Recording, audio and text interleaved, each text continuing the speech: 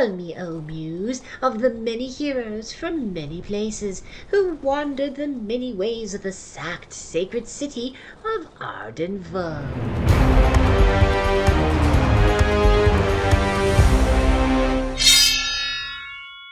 Hello, everyone, and welcome to the 111th expedition of the Arden Vulgaris campaign. It is the third of Gerakios. It is task day. Who do we have playing today? Hey, I'm Casper. I'll be playing Millie, the rotund level 3 Thorkin fighter. She's hired Chagor, the level 2 Spithari battle witch, and Zitsmither, the level 2 goblin wizard. Hi, I'm Corey. I'll be playing Eldridge, the witch, and I'll be hiring Ethne the Wise, the Thorkin human thief.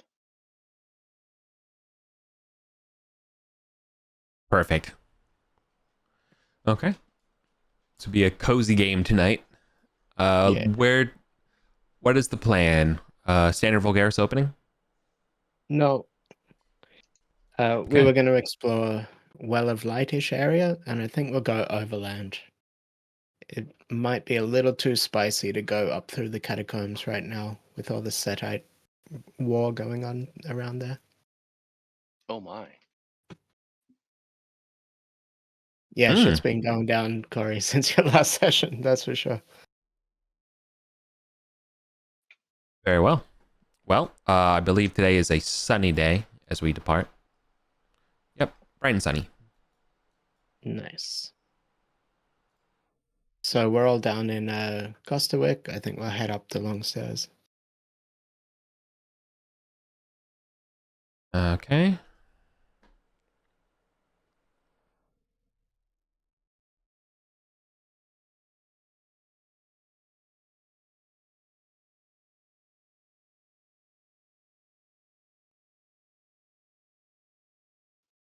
Okay. On the stairwell, you'll be seeing flying, buzzing around. Near the top are a bunch of sturges. Okay. They're the same ones that are always there, right? Yeah, they're just out right now. Oh, they're out. buzzing around rather than nesting, which is odd. Maybe somebody's in their normal tower.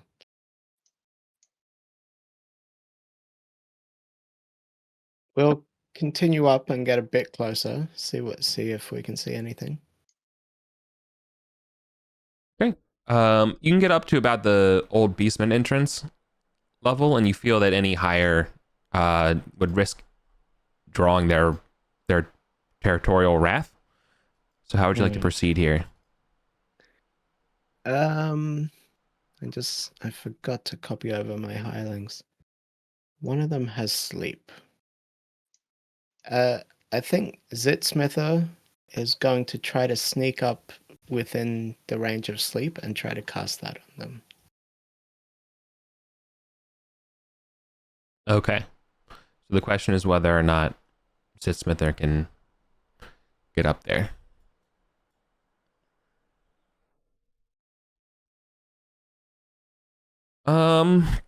Sure. Can I get a dexterity test from Zitsmither? Yeah.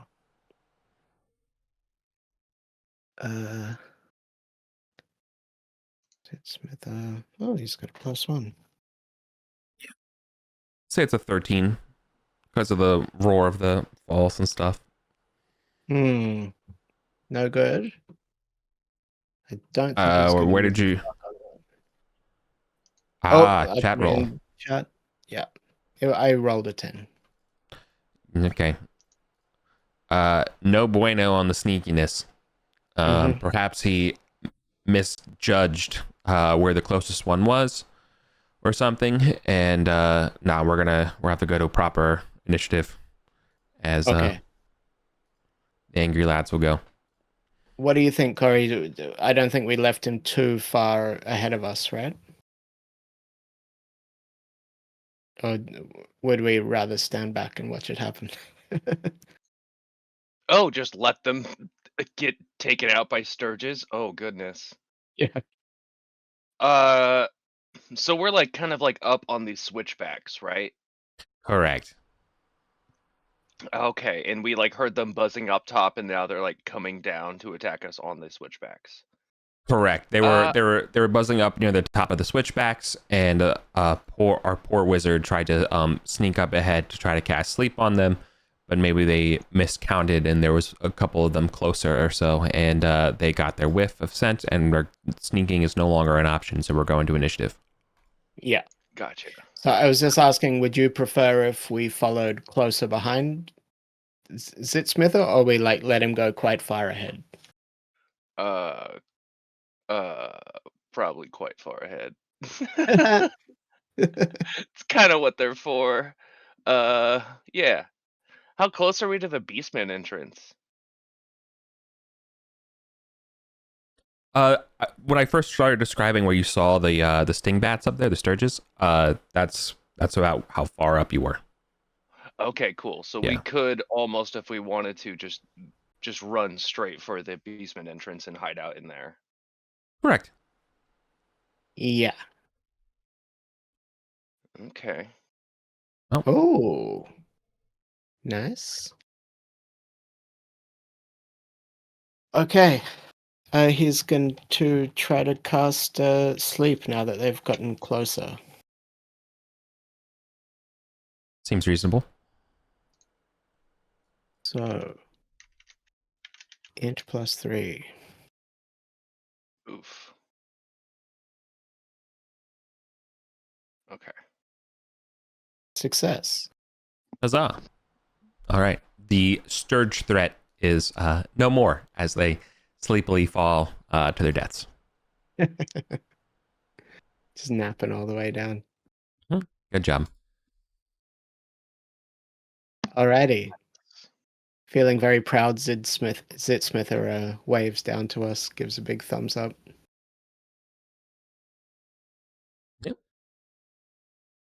You can make it up into the ruins of the city of Arden, no problem after that.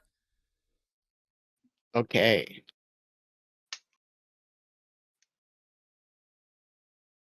And yeah, Millie's just saying, like, I heard these guys talk about the well so many times. I think it's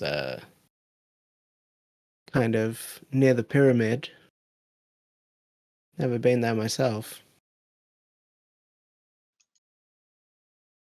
Do you know where it is, Eldridge? She, I think, vaguely remembers, yeah. Okay. I think it's down this big boulevard. Oh, Oh, Control Z Okay, on that fixed it. one, Corey. locked it. We're good. Nice, nice, nice. Okay, so we continue down the big boulevard. There's, what do we have, 5 of us? Yeah. So we're feeling pretty confident. Yep. There's a troop of baboons up on the Temple of Thoth hanging out. Oh. Haven't seen those in a while. That's weird. Been so long since you've been up on this in the city. Yeah. We'll just try not to catch their attention. Yeah, Maybe we'll probably a good idea. detour off more towards the tower. Yeah. Circle around the tower. Yeah, you get the impression as you go past the tower towards the temple, they will start barking and hissing. Very far away. Recognizing your approach. Oh yeah. Your mercenaries at the tower. Are they there this month? Yeah. Yeah. Would definitely be like, yeah, don't worry about them. These are the angry ones. They'll shout at you. They're all back. Yeah. Okay. I mean, we'll keep an eye on them as we're progressing, but we won't let it stop us. And Corey, jump in. I'm just idly narrating. Jump in if you disagree with Okay. anything. Well, I am kind of curious. Do you guys ever see the baboons often up on top of the ruined city, like up on the surface? We used to see it a lot. There's an area you can see kind of It's to like the baboon east country. gate, Baboon Country, yeah. And there used to be a lot around there and often up on top of the temple, but it's been a long time. And from what I've heard from you guys, who's the quote unquote faction that normally occupies the Temple of Thoth and like the main entrance area? Uh, First it was the halflings, then it was the goblins. Right now it's the beastmen. Okay. Hmm. But they're like below, right? They're where the stairs come out. I don't think they ever come to the surface themselves. Yeah, I almost wondering if so are the baboons up on top of the pyramid or around the pyramid? Oh, there's literally sitting on like in the upper top of the Temple of Thoth. So there's Like like where the a entrance would be. exactly where the giant statue is. So the opening of it is exposed to the elements. It's sort of like a large it's kind of like a memorial, like a Lincoln Memorial, or like something like in the DC. If that helps Yep. you, where it's Yeah. like you can just kind of walk through it. Okay. So yeah, so they're just literally lounging up there by the columns. Hmm.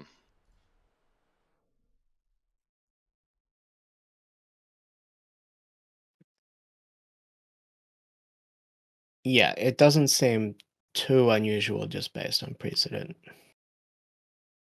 Okay.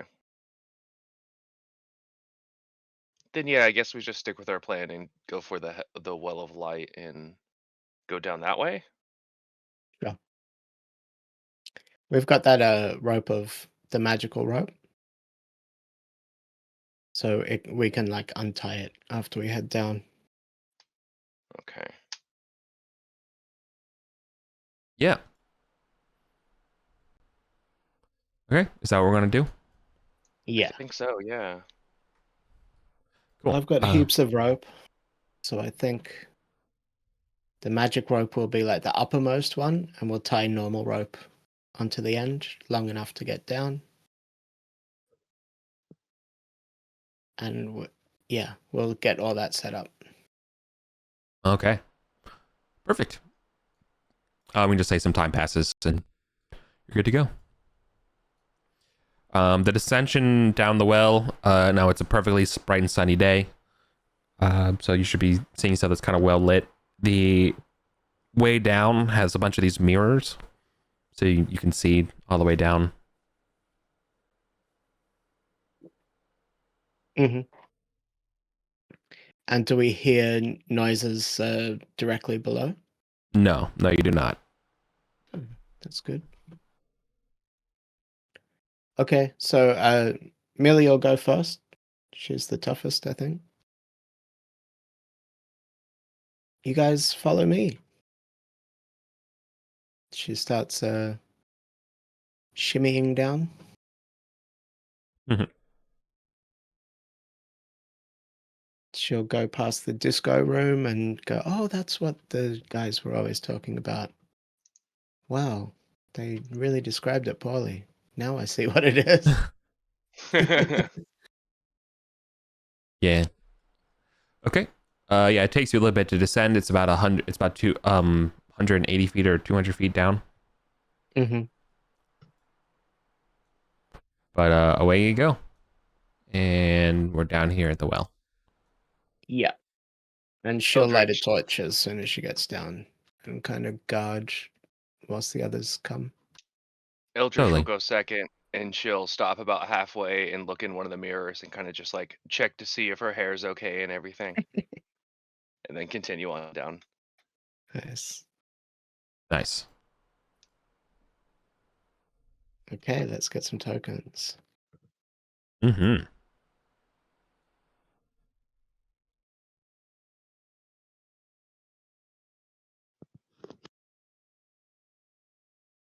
Think you would probably hear some baboon howls and stuff off to the east in the distance. But otherwise, it's quiet. Okay. That's the direction we plan to go, so we may have to confront them. Millie passes the torch to Chago instead, and she gets her shield back out.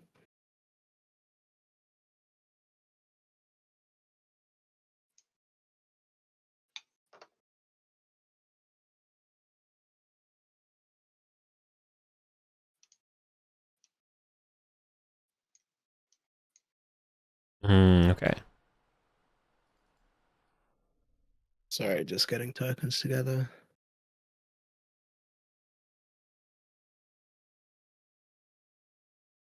Okay. Eldridge, do you think we should do all this religious stuff down here? It sounds Like like it's a just good insurance policy on anything. okay. Um, I don't think she's taken part in these like blessings or anything, so she's interested in just like experiencing the magical effect of them in general.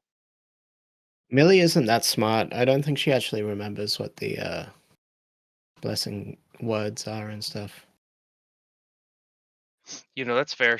I believe Eldridge only heard that secondhand, so Yeah. I guess we forgot to take notes about that.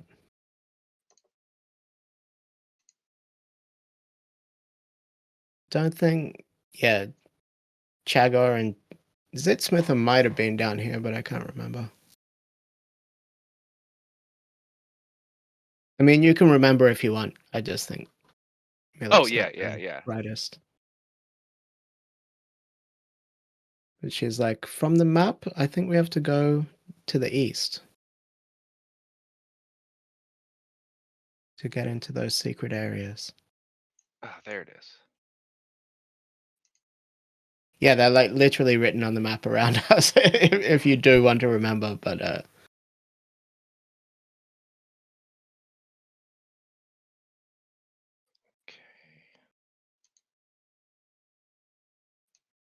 I think the most useful ones are normally the true sight and the invisibility. Sorry, I was grabbing the my cohort real quick because I forgot to look at their stats. Yeah, for sure. I think you would probably hear some also murmuring and baboons and stuff to the north, Okay. but it's not as loud as the ones off to the east.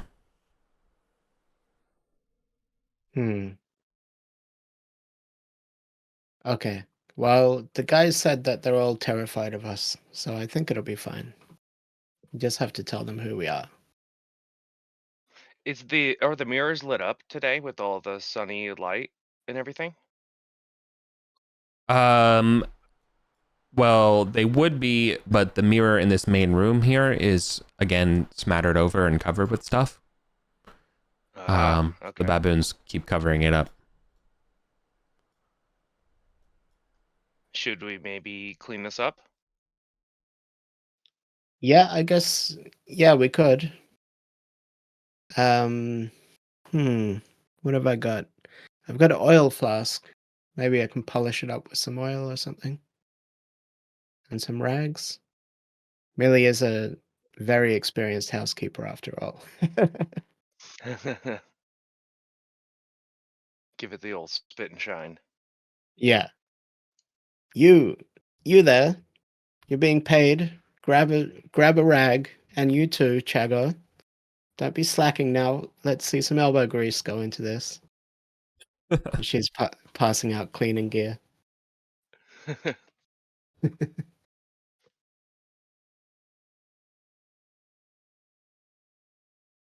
Yeah, I made Millie Okay. as the ex cook and housekeeper from our manor that got the wanderlust to start adventuring. Oh, that's sweet. That's cool. I like Yeah. that. So Okay. Well, it's going to take some effort and a lot of elbow grease here to get these this mirror clean. maybe we'll just clean one quadrant because we really only want to shine it to the east right now anyway. If Okay. that makes it a bit faster. Yeah, definitely. You can get it to a partial and Then the other issue, though, is that you're going to have to rotate the mirror so it's facing the east. Yeah. Yeah. Okay. Millie will try that with just brute strength. If it looks like one strong person could do it. No. It's gonna, well, unless your strength is 18. It is 18. Never mind. Okay, yeah, Millie's got it. Easy. It just Yeah. got that last level, yeah. Yeah. So you just have to turn and put your shoulders into it, and it will grind against the stone.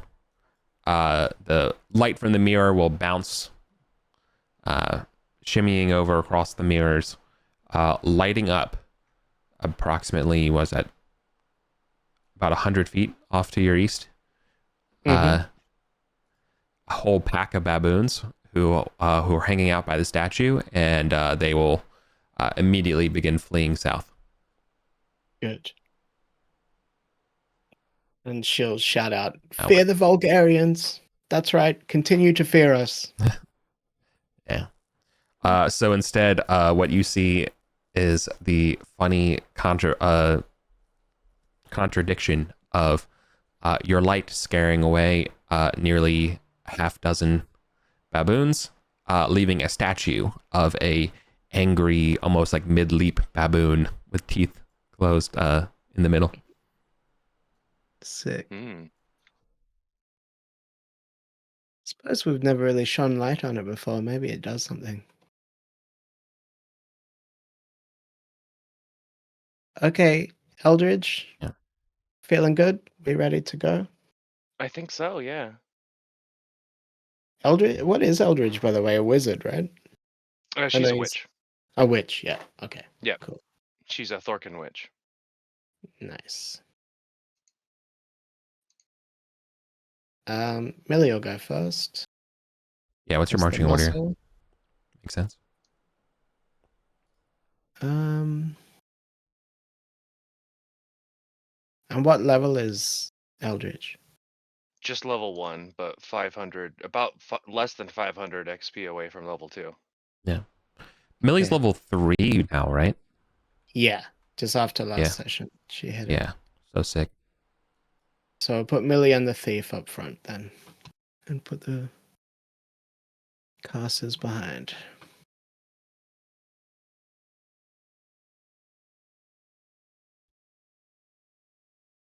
Okay, and we start proceeding. Yeah, you're fine.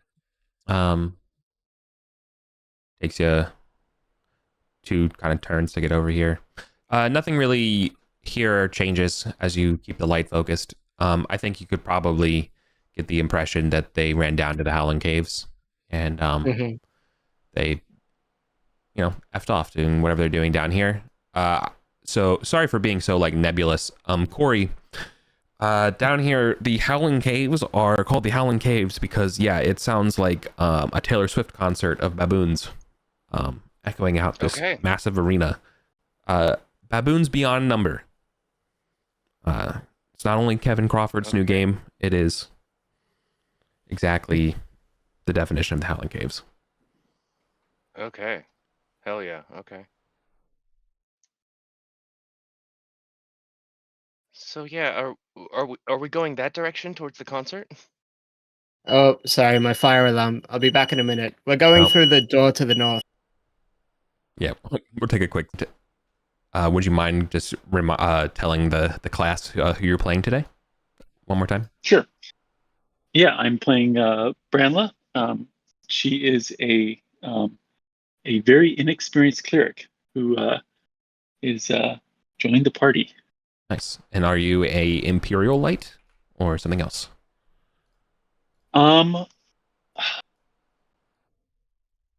Sure, that makes sense. I hadn't even gotten that far because I just saw that you guys had started and was like furiously rolling up the character on the off chance that perfect. That get a chance to play. Out, so. Okay, cool. All right. Did you find the player's guide? I did not. So okay, this will explain. Okay. Yeah. that you should So definitely. you've got a raw Shadow Hang Dark on. character, but we have a bunch of like Yeah, custom. Shadow Darklings, totally cool, totally good. You can definitely use it with minimal conversion. We just have some custom ancestries if you wanted to change. Totally happy for you to change at any point during the game if you wanted to do stuff. We're super happy that you could play and jump in. We're amenable to you being maybe a little bit more morphic than other characters at the moment, buddy. And that's fine. There's you're using Shadow Darklings? No, we have to. a whole bunch of like custom classes and races and Okay. everything. Well, not too many customs, but we do have custom ancestries. Anyways, I'll figure it out. I'm assuming that's in the Welcome to Hall's game info channel. Correct. Figure it out. The player's guide has an outline or whatever you call it, table of contents. You can find the stuff that you need. In the meantime, cool. All right, so we are standing in a 30 by 30 room, chambered off to the east from our entrance. Are we leaving the rope up off the mirror, or did you bring it back down? No, we told it to disengage, and we coiled it all back up. Right, because we have a magic rope, by the way. So. Oh, nice. Yeah. So this central bit in room 1, that's where we just came down the well, and then we cleaned up this mirror. It's like a big reflector.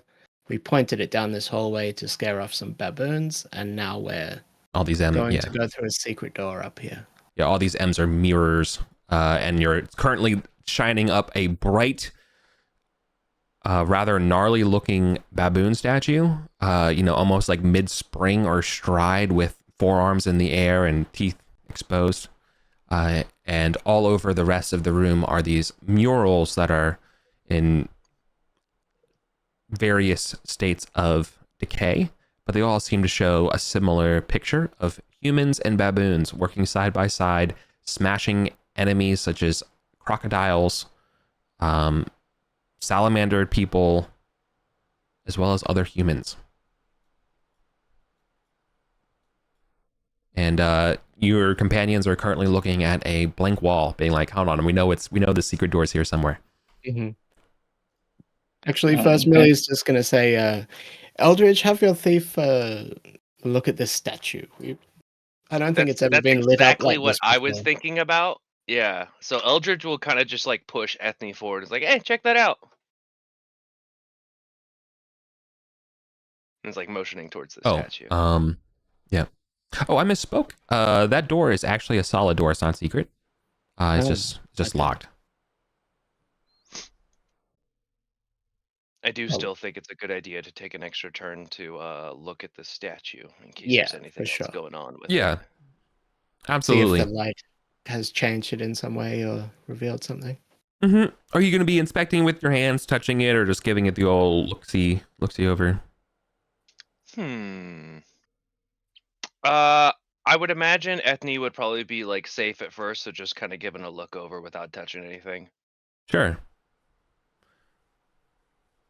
Are you comfortable taking time for this, or should we go to a roll to inspect and see if we can do it in shorter time? I think we're comfortable taking the time. Yeah, because Millie's going to be searching for this lock in the same time. During that time. Okay, cool. Yeah, perfect. Okay. So then just mark off the respected amount off your light source. And what we're going to find is that, there's no hidden compartments or anything like that, or any like articulatable bits of the statue. When you go down to look at the plinth that it's standing on as well, it seems pretty solid. Although the room is perhaps slightly nauseating because of just how strong, whiffs of baboon funk you're getting from the southern corridor. No like rolls or anything like that. That's just flavor. But yeah, unfortunately, there's nothing unique or hidden about the baboon. It seems to be Thothian make, and as far as the statue goes, back when the Thothian priests and the baboons were, two fingers crossed emoji. Okay. Having heard about some other statues like this, what do the eyes look like? Yeah, totally. Oh, definitely. They're not empty sockets or anything like that. The eyes are carved of stone. Okay. Is the stone open. different than the rest of the statue, or no? No, and it does not glitter or suggest anything other than. And it's not like a Heketi stone or anything like that, right? Yeah, correct. It's we would just call it normal granite. Okay. Poke Does the the eyes, plinth Ethna. say anything? Is there anything written on the plinth? No. Okay. Is there any scuff marks on the ground as if the statue has ever been rotated or moved? No, but also good looks. There's nothing about it being pivoted in any way. It would the statue is 10 feet tall. Okay.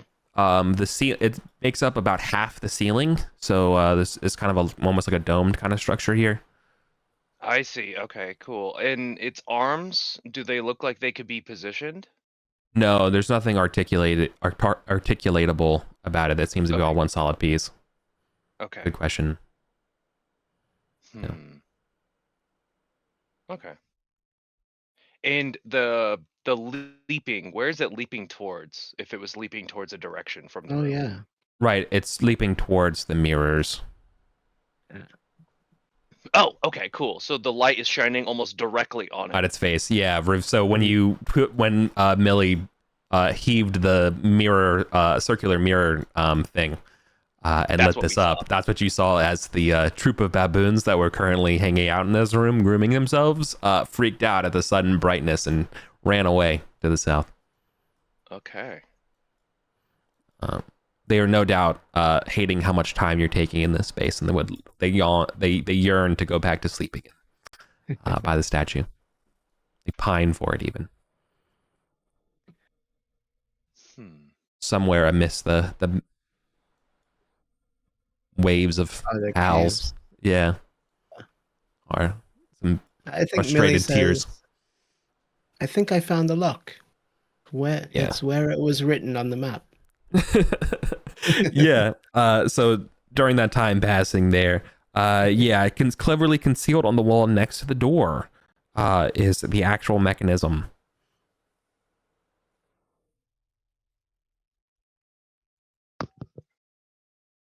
Eldridge will kind of turn around and just put a hand on the back of Ethne's just back and just push towards the door. It's like, hey, I think this one's your job too. Okay. So that, unfortunately, though, the door is still locked. Yeah. Yeah, to basically instructing Ethne to try and pick the lock. Gotcha.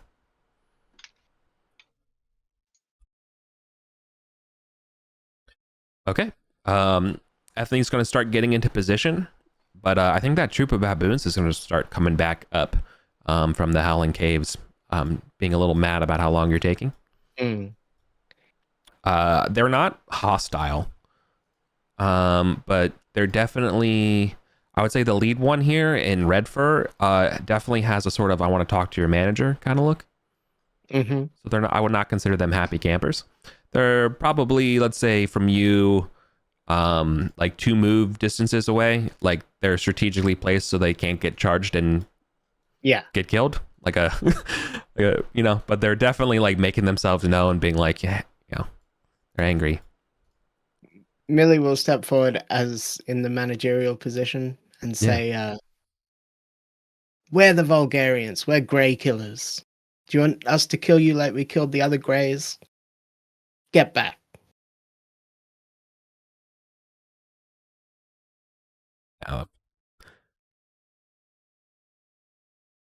We are stronger fighters. What's your charisma? 11. Yeah. Okay. That's good enough given your circumstantial evidence of being Vulgarians and your deals in killing their bigger ones. Yeah. So being the newbie Brandla, I'm sure this is quite the experience. We have a deal with the druid here about exploring, but sometimes the baboons get a little bold. Oh, okay. Right. And yeah, rather than like kill them all, we killed someone so powerful that they were like, okay, we're chill now. yeah, You can explore. don't be afraid or like that you're getting kowtowed and not afraid to ask questions, by the way, Sebastian. Please feel free if you need context as well. And Casper and Corey, please do your best to ask what Brandless thinking or has suggestions so you can have stuff involved.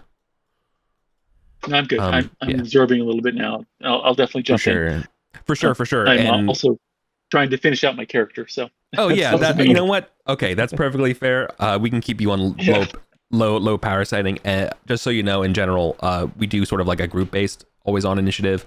So we're kind of let everyone get to do something, but can mean sometimes, if you don't speak up or anything, that could get passed over. But we're it's a risk reward of playing in an open table. Yeah, but with only makes sense.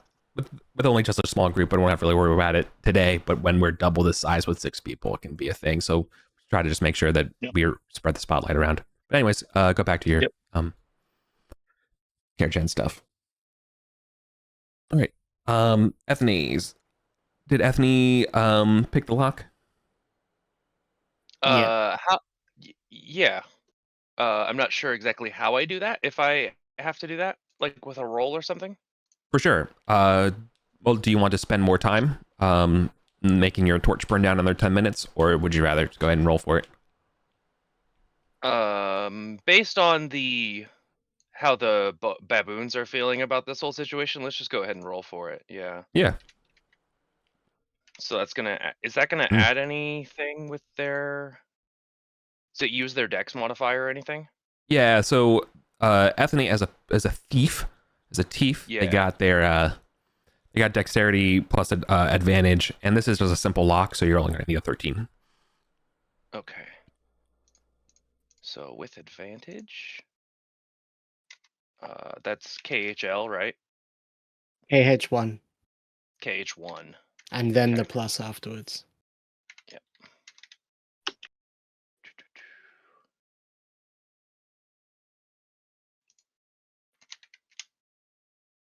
Oh, that's going to be a 10. Okay. So that's not going to work. All right, you are gonna need to spend the whole time to do it. Yep. That's fine. Okay, so we will deduct our torch another 10 minutes. Our current only. Do we have 2 torches? There's a spell and a torch. Gotcha. Yeah. Lux. I understand now. Okay. Perfect. And Millie's like beckoning for Brandler to come over because you look quite beefy as well, right? Since we're taking extra time just to like back me up in this doorway so the baboons don't get too brave. Sure. For sure. In theory, I think at some point I think I might look beefy. So yeah. All right. Well, with finding the hidden opening compartment and picking the lock, the door is yours to open. You've solved my lock door puzzle. I sense another one coming up. Okay, let's go through. I think there's some kind of big temple back there. Yeah. This is a 10-foot wide corridor. It's just on a bias of 45 degrees to the west.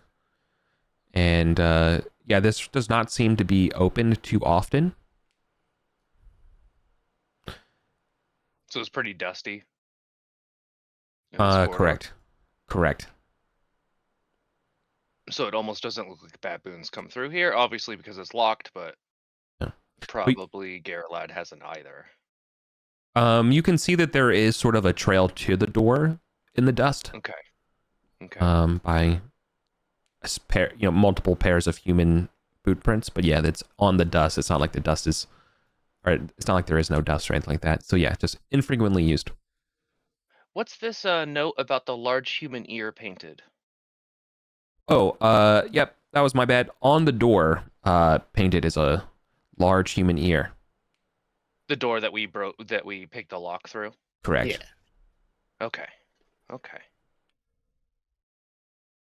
It is Eldridge will push Ethne forward to go and listen at the door ahead. Oh, this one? Okay. Yeah. Totally.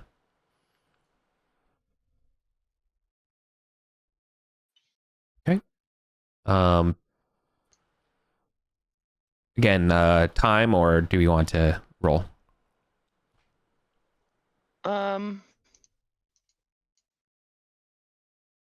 I think we'll roll, yeah. It's good. So it's just gonna be a D20, flat D20, right? Mm-hmm. 13. You actually would add I guess you would add your wisdom to it if it mattered. Their wisdom. So it's 12. Nice. Not a 13. Okay. It sounds like it's as quiet as the grave beyond the store. Is the door locked? No. Could be Okay. openable at your leisure. Yeah, Ethne will try the door and open it. Sure. The door will resist being open just a little bit before it gives way, revealing a barrel-vaulted chamber. As mapped, it's got a ton of these large columns. It is painted a vibrant royal blue.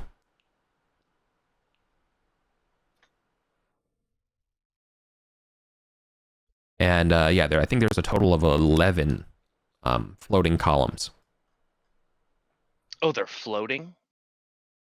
I think that's the term for when they don't touch to the ceiling. I see. I see what you mean. Sorry. I should, to be explicit.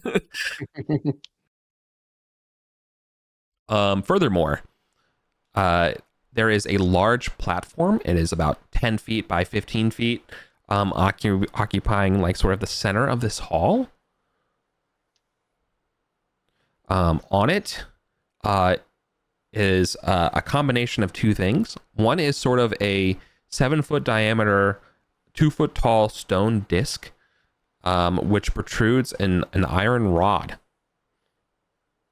I guess the best description that I can think of in my head is like, this is like a Vuvuzela from Dr. Seuss or something. Like, it's maybe the closest you can get to it. Huh.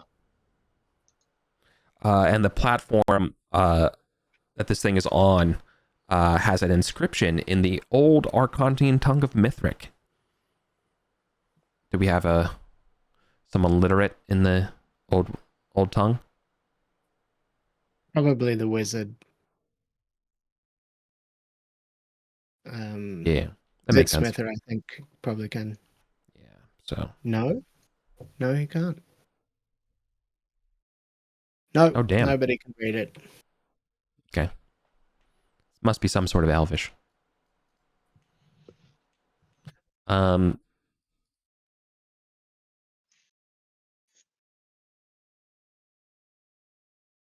think there's another secret door to the north. I think Millie's got a great memory for every rumor that she ever heard discussed in the mess hall. Oh. That's what she's going off. Directly opposite. Are these like almost double doors here at the end past this platform? Correct. And they should be open. Oh. Okay. I think we closed them last time, unless somebody else has been through. Yes, they should be open. Ah. Interesting. Should we take some time to go and take a look at those doors? If you want to, yeah. Do we have a lot of rope? We have quite a bit. We've got about 240 feet. Oh, wow. Because the well we came down is super deep. Yeah, if you want to go have a look, you can. Yeah, Ethne will go and take a look at these double doors, looking for any evidence of passage through them or something like that, or footprints on the ground or that kind of thing. For sure. Well, you'll see assuming you have some light around you, that there are no like adventurers or like spikes in the cliffs or anything for descending or ascending here. That being said, you will see that there is some sort of statue off to your east, and scurrying down on the backside of the wall into the shadows just out of torchlight, or a handful of centipedes, like arm-sized. Ethne will go ahead and close these doors. Okay. Reasonable.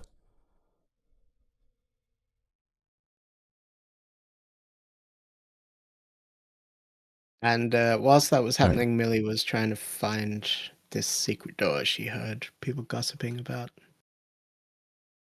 Sure. Something about spy holes or something? Yeah. Well, because you're not super trained in it, it's going to take you time. But yeah, you're looking. So what you will find is that on either, you will find the secret door. But you'll also find that on either side, evenly spaced of the secret door that's in the middle, there are these spy holes in the wall. And I think that's sort of what helps align you to being like, okay, there's a spy hole there, there's a spy hole there. The third spiral should be in the middle, but it's not. Why is that solid, right? Okay. So you detect the outline of the door. However, you do not see an obvious way of opening it. Unless, of course, you try tell me if you're trying to push it open or something like that. Yeah, she'll try that first. See if it's just, maybe only locked on the other side or something. Nope. The wall does not budge. Or the door does not budge. Ethna, dear. Ethna. There's more work. Yeah, Ethna will come and check it out and see if there's any vantage points to try and get inside or something like that. And during that time, Eldridge will take a turn to look at what's going on with his platform. Okay. So yeah, Ethna will be able to identify the door. And specifically without seeing where the way to open it, is that you need to actually touch different parts of the door simultaneously, like the top and the bottom, to engage a pin that lets it rotate. So as a thief, they'll like, oh, this is a standard double touch pin. I've seen these. They teach these at the academy. But okay, Eldridge. While that's going on, yeah. So I kind of fucked up what this thing is. So extending from an iron rod on this plinth is an ivory oliphant, which is sort of like a horn. Okay. So it's like, I think, yeah, basically, just think like an elephant ivory hunting horn, right? Okay. Say that again. I don't think I quite understood that. Sure. So imagine there is sort of an iron rod sticking out of the middle of the plinth, and then on the rod is a horn. Is the oliphant? Yeah. Oh, it was a horn. Okay.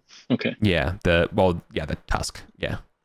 Now it's not just a tusk. This thing is obviously very exquisite, and it's definitely like wrapped in iron and banded, keeping it onto the its plinth. However, like very beautifully etched images of ibises, like multiple ibises, adorns this thing. So it's actual ivory that's banded. Yeah, correct. Okay. So looking at the horn, if one were to, is the tip of the horn, which direction is the tip of the horn facing? It'd be facing away from you, Eldridge. Opening.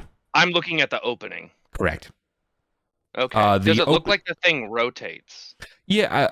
No, it does not appear to be that it rotates. You could probably try it, but I would point out that I think the height of the rod here would bring it to face height, probably for you. Okay. Whether it's like eye, mouth, or nose, I guess it would depend on how different you are average, but it is like face height. Okay, that's interesting. Yeah, I think it's pretty reasonable at this point to suggest that the inscription along the edge of this platform is probably relevant. Oh yeah. Yeah, and just in terms of like meta knowledge and stuff like that, the way that we normally play it is like anything that's noted on the map is kind of like we're all playing as a company of adventurers, right? So we discuss what our mission was, we annotate our own maps, we study those before we go on new expeditions and things. So it's totally fine to know things that are like noted on the map, even if you weren't there before. I'm not totally off base with that, am I, Eric? That's how we've been playing it, right? Because we're like a professional adventuring company. We have records, we have... Yeah, that makes sense. Yeah. Yeah. But the counterpoint to that, though, is that I try not to remind you of what things are. Yes. If we didn't note it down, that's how bad. Yeah, if you didn't note it down or look, but anything you did note down, Control F Discord, or watched in other videos of prior recorded sessions is absolutely fair game. Which brings up the question, you may have already said this, but yeah, do we have an objective for this session? Whether it's just explore something new or is there something specific? No, we magically discovered some maps, right? And those maps had a big section. See where this question mark is? We basically have transcribed maps as a sort of treasure from a shrine somewhere that show a whole network of secret rooms roughly in this area, and it continuing on north. But we've never actually been there, so we're kind of like doing a lazy mapping episode where we're like following up leads.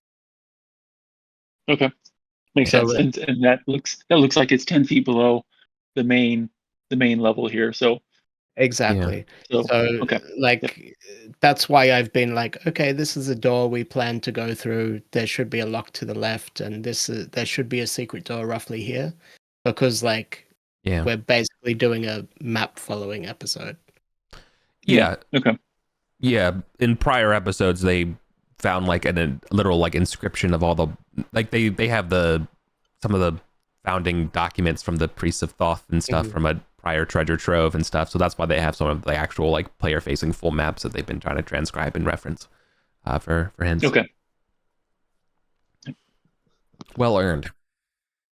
Yeah. So then also means then you would know that someone would remind you that the inscription reads in Mithric, Hall of Echoes, and it says, "Name thyself and whisper thy message. Thou shalt be rewarded in thine ear."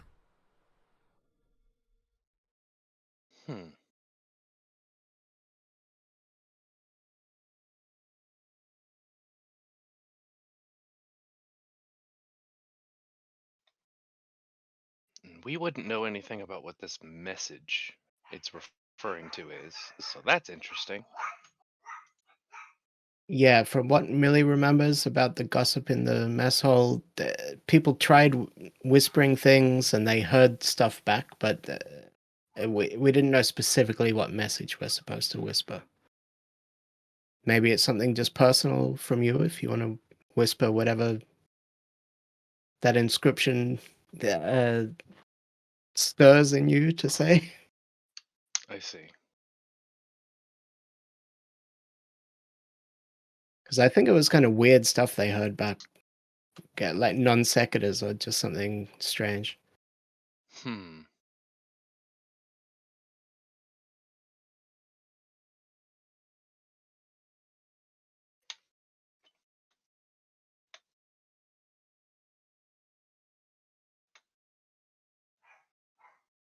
And I mean, Ethna's found this door, so if you want to try something, try it. Otherwise, we can continue on.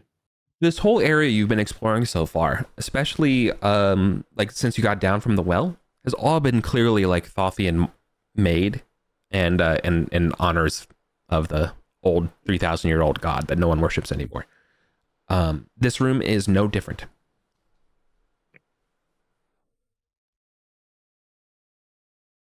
Yeah, and we do, so, we do know quite a few Thothian, what's the word? Religious phrases, and some of them are actually written out on the map out here.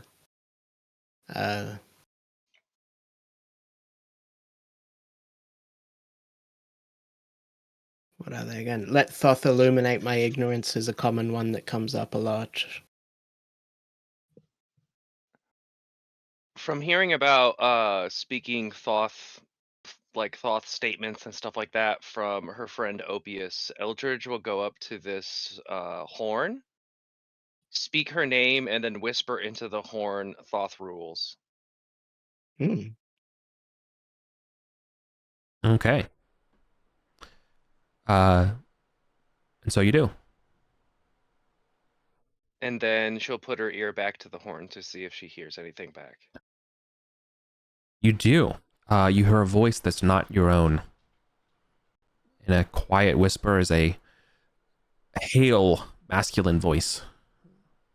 With an old, no, but not too, it's not like in Mithric, but it's definitely sort of a little bit of a Shakespearean, kind of old English middle kind of speak. Yeah, like kind of dated. Okay. Yeah, it says, I love Gorvel. Why does she torment me so? Is this what love is? Perhaps Kaitor knows. Huh.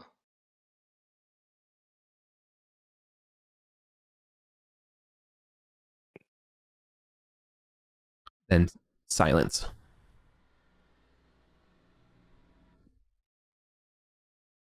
Note that down if you remember it. I've already forgotten it.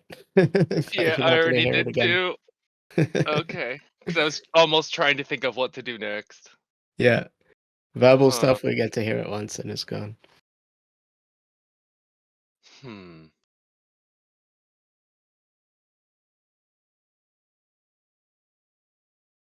Okay. Yeah, maybe we'll come back to this when we know more. Anyone else want to try? Nah. That seems too complicated. Well, maybe, I mean, Zitsmither is an intellectual as well. He'll go up and he'll whisper,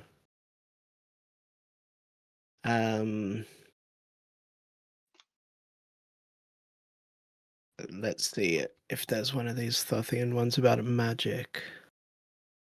Yes, I am Zitsmither, the goblin. All glory to the light of knowledge. Moment goes by, then another heartbeat of a pause before now a feminine voice in Mithric will respond to you. So unfortunately, you don't understand what they say. Yeah. It's like, I think it's broken. It's just gibberish coming out. Bar, bar, bar, bar, bar, bar, bar. Yeah.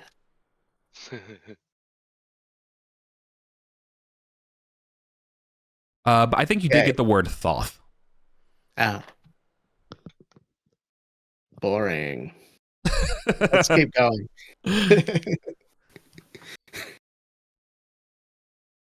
Zitsmith has lost light, so Chago is going to light a fresh torch. If anybody else wants to do a backup light source, please do.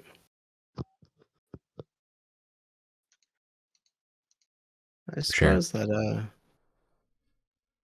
that didn't take any time. Yeah. And Millie will like gesture for Ethna to bring the door, open the door. Zitsmith will light a simple torch. Yep. Ethna will engage the pin, revealing a almost 20 feet wide, sort of, I want to say like landing platform or so, but it's there's definitely like a 10-foot stairwell bisecting it down that leaves this place level. Yeah, it's just a little wider than what we have. Yeah. Okay, Millie will go first. Sure. with the thief to detect Yeah. traps. There's just bits of ancient dust and stuff over here.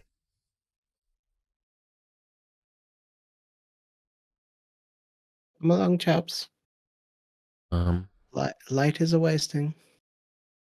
there Yeah, is Eldritch will follow in. Yeah. no. Hold on. There is actually something of note on the floor. Amongst the rubble that perhaps Zitsmither spies going through. Mm-hmm. That in the remains of the wood is a strange shell, like from underwater. Hmm. Does Zitsmither Like notice it because it's like magical, or? Yes, it has that sort of tinge of magic. Hmm. Yeah, it's like a conch shell. It's definitely like one slot sized. That's a pretty big. He But you gotta, immediately picks it up. yeah, but you're gonna have to clean off all the rubbish and stuff off of it. Hmm. Yeah, and just because that's quite interesting, he'll kick all the scraps around and stuff just to see if there's anything else associated with it. Nope, there's no instruction manual or anything like that. Interesting. That seems like something you could talk into as well. Yeah. Unfortunately, it is quite a befuddling piece of magic. Without some experimentation or detect magic, you would not know what it does. Zitsmither doesn't have detect magic, so he's just going to pocket it for now. Maybe even a little bit sneakily. And, yeah, he'll have to work it out later. Sure. I would point out that the way the shell is made, it definitely seems like the opening, it kind of has almost like an Oliphant style conical bit to it, where it's bigger on one side and smaller on the other. He'll hold it up to Eldridge and say, "Yeah, do you think this is associated with that thing you were looking at? Maybe we could hold one up. Place it, but Do you think if you hold it up to the other thing, it'll, I don't know, they'll talk to each other? Yeah, perhaps. Let's check that on the way out. Yeah. Sure. Well, in the meantime, let me describe what you all just walked into. So, long gone at the bottom of these stairs is that smooth goblin-hewn Arcantian stone granite. Instead, this is a cavern that you see. This cavern features natural walls. However, the floor has been smooth and sanded. So the walls themselves are they natural? Correct. Or do they look like they've been carved? No, natural. It's just the floor that's been worked. Exactly. Also, sadly or macabrely, in the southwest of this room, on the wall, bolted, are manacles and shackles.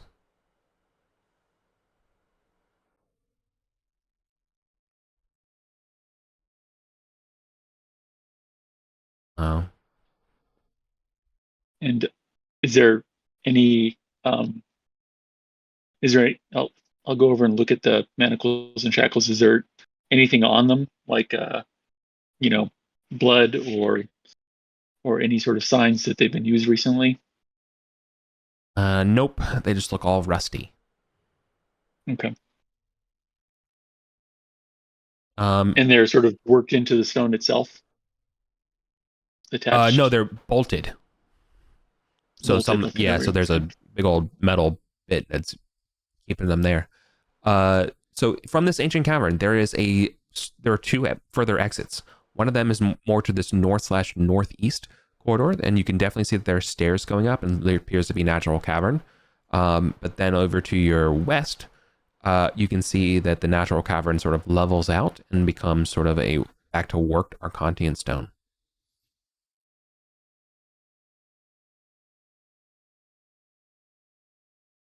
Yes, the map was pointing west. I believe the boys have already gone off to the east. Somebody died up there. God rest him. The last thing I would point out is that you do see rather large baboon prints going the direction you're thinking. Like So much bigger going than the west. blimp baboons we just saw. Correct. Okay. How Like fresh are the prints? statue sized. I don't think you know. Okay. This place doesn't seem to get a lot of travel, so. Zitsmither remembers the big ear painted on the door we came through, and so he's going to stick that conch up to his ear and see if he can hear anything. Yeah. When you put that up to your ear, you can hear with much more acuity and amplification. Oh. Interesting. You actually can hear a large baboon grunting and scratching. Okay, he points it down that hallway to try to hear more. No, that's what you're doing when you hear that. Yeah. There's I hear a baboon, a big baboon, down that way. Have we encountered big ones before? We're all kind of noobs in this party, but the company has encountered big four-armed ones. But They killed one, yeah. does this sound bigger than that, Eric? Yeah, this was deep, bassy grunting. And to the audience, would that be like Geralad big, or that he hasn't come across that before? Geralad's not a baboon. Geralad's a guy. I thought he was often in baboon form. Okay. No. He's just a druid guy. Okay. No. But you've seen his lieutenants and aide-de-camps. And those ones are 4 arms and tend to be around 9 feet or more tall. Mm-hmm. And these prints almost look bigger than theirs. No, they would match up to something that approximately 9 feet in height. Okay. We might be able to take it. Does our agreement extend to them? Probably not in private like this. No. Okay. It could. It could. Yeah. A 9 foot tall 4-armed baboon. I don't know. Yeah. Yeah. Millie's been like in one actual fight before, and she's pretty foolish, so she's gonna say like it's fine, we should just continue on. But you guys debate with more logic than that. What do you think we should actually do? Could be scary. Eldridge is very cautious, just in general, so she's kind of uneasy about hearing and learning all this information. Yeah, same thing with she's very green, and a 9 foot tall thing, regardless of what it is, sounds awfully scary. Perhaps this is why this ray wasn't mapped. Yeah, probably.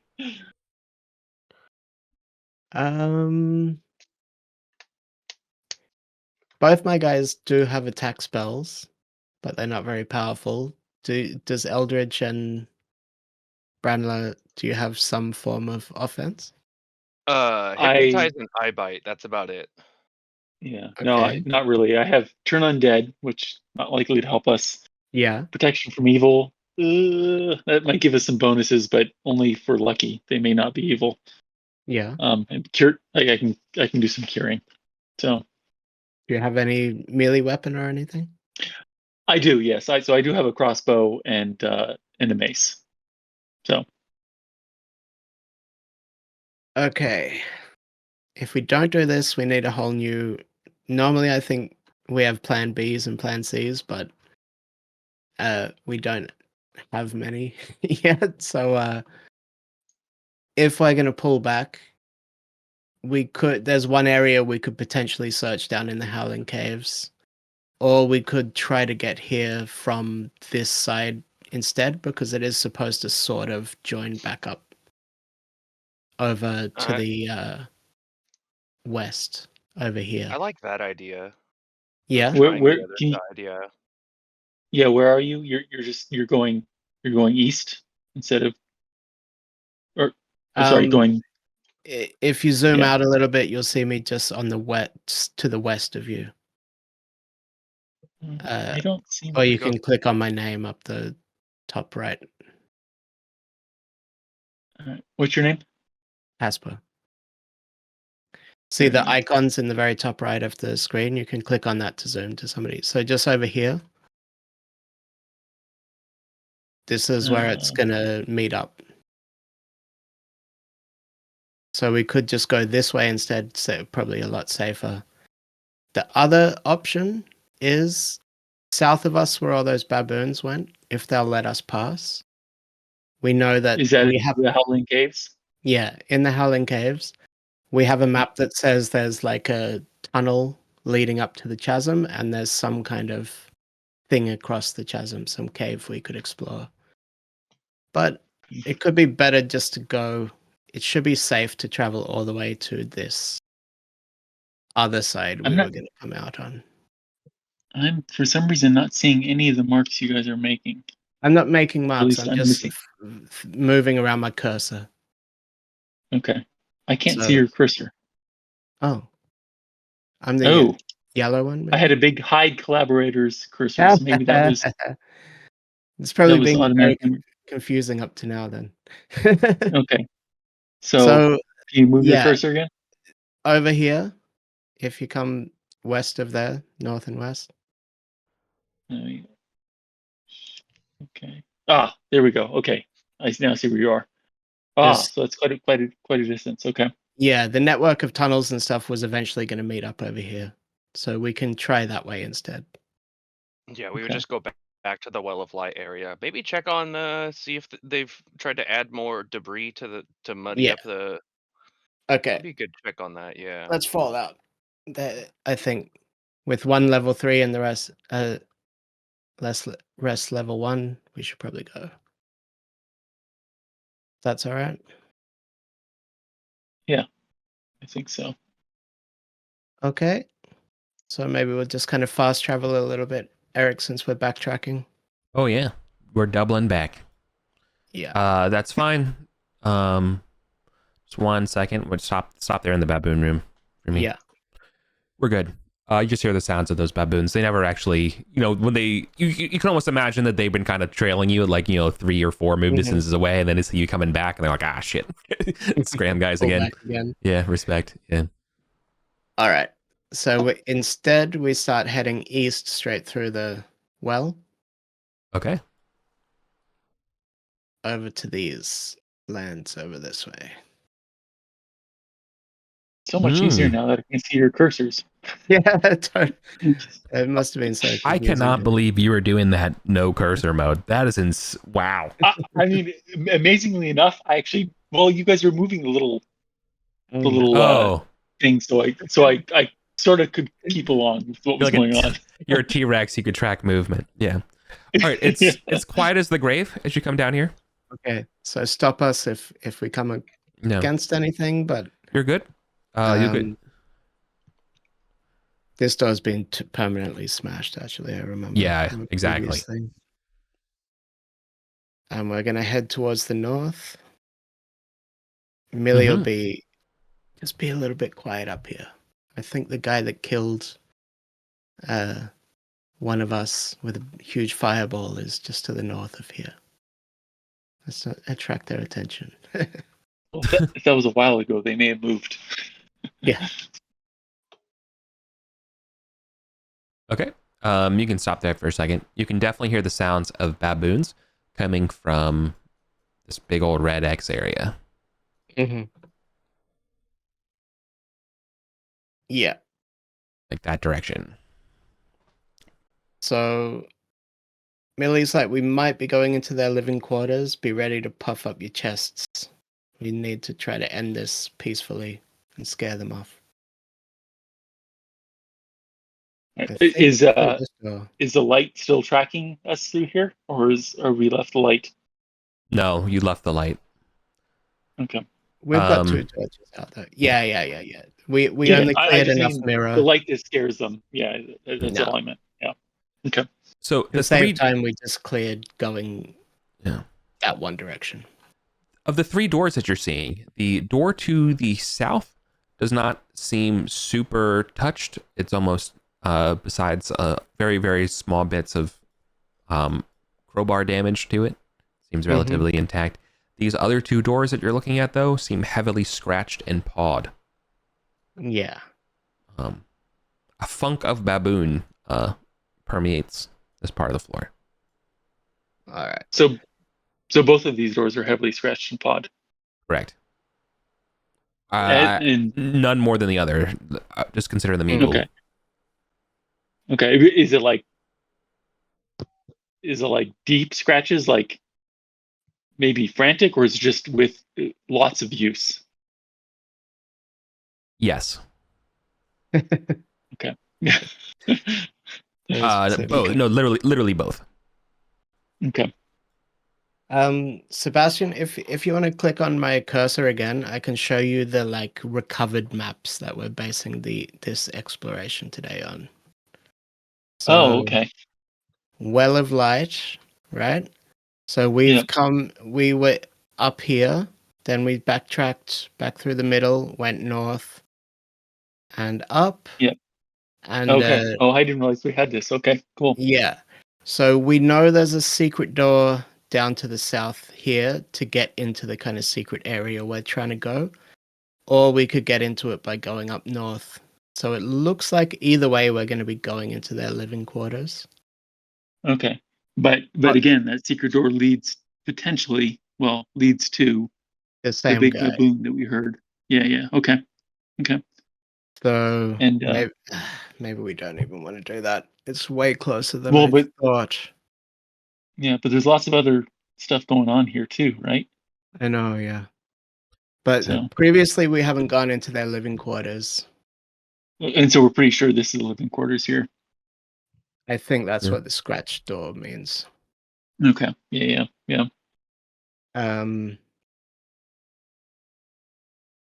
Shit, that's way closer to where we were than I thought. I thought there was way more network of tunnels and stuff.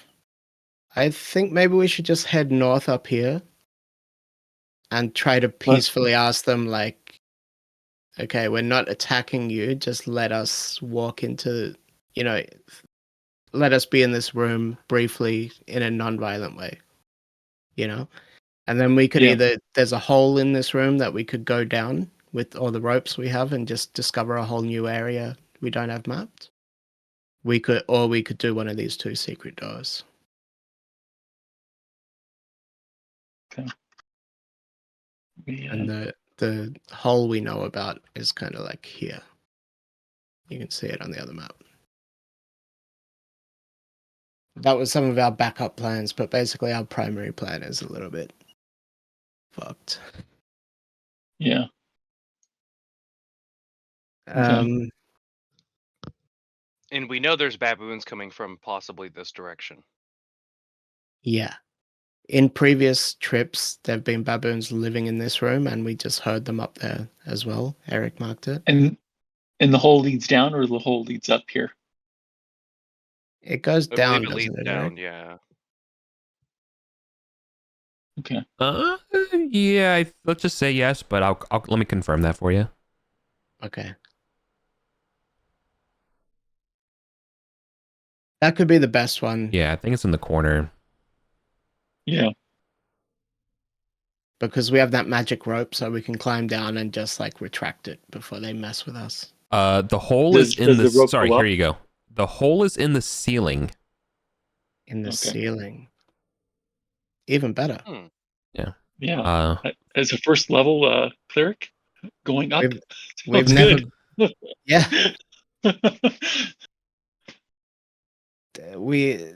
If there's a level above this, we haven't done much exploring of it or any exploring of it. Yeah, that's So that could be interesting. fun. That sounds interesting. Do we have anybody with charisma? Yes. Yeah, definitely Eldridge. She's got 18 charisma. Eldridge, Ooh, nice. you are responsible for this being a peaceful entering of their home. Okay? Fair You enough. feeling up for it? Yeah. Lead the way. Okay. I don't think we've gone through I think we still have to try this door though, or do we go around the corner? We can go up 4 and then up this way. Okay. Yeah. Yeah. Like up here. Okay. You can see that there used to be a door in that hallway. It's not like a hallway. Does that make sense? There used to be a door here. Yeah, and similarly, there used to be a door next to Millie and Ethna. You know. Okay. Okay. Yeah. So while it's mapped this way, assume that you're looking at the portal shape of where a door would be. Mm-hmm. Furthermore, you can see that there's discarded refuge and trash and all that kind of stuff, and random bits of broken adventuring gear that's been piled up. Mm-hmm.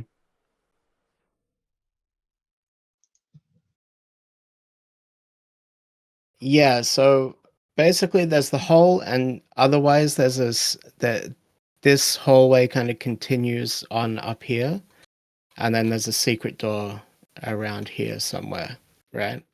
So which one would we prefer to try? It's better to know where we're going before we go in and have the confrontation.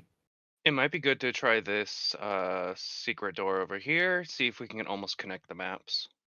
Okay. Wait, so there's I thought we thought there was baboons in here. Let me undo that. Yeah. In this area? Yes.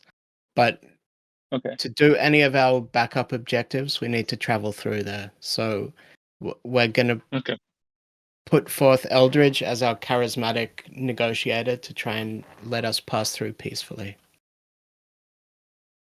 Because they let us pass through the rest of their territory peacefully, but they normally don't let us go into their dwellings. So this is like a new precedent. Mm-hmm. Okay, so maybe secret door first, and then we could try the hole on the way back or something. Sounds good. Yeah. Yeah. Eldritch, you're up. Okay. Lead the way. Yeah.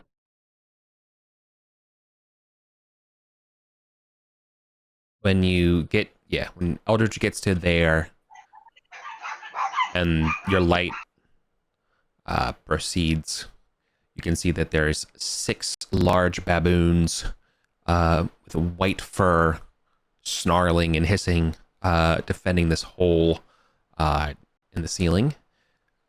Furthermore, you can see that there is a knotted rope descending from the ceiling.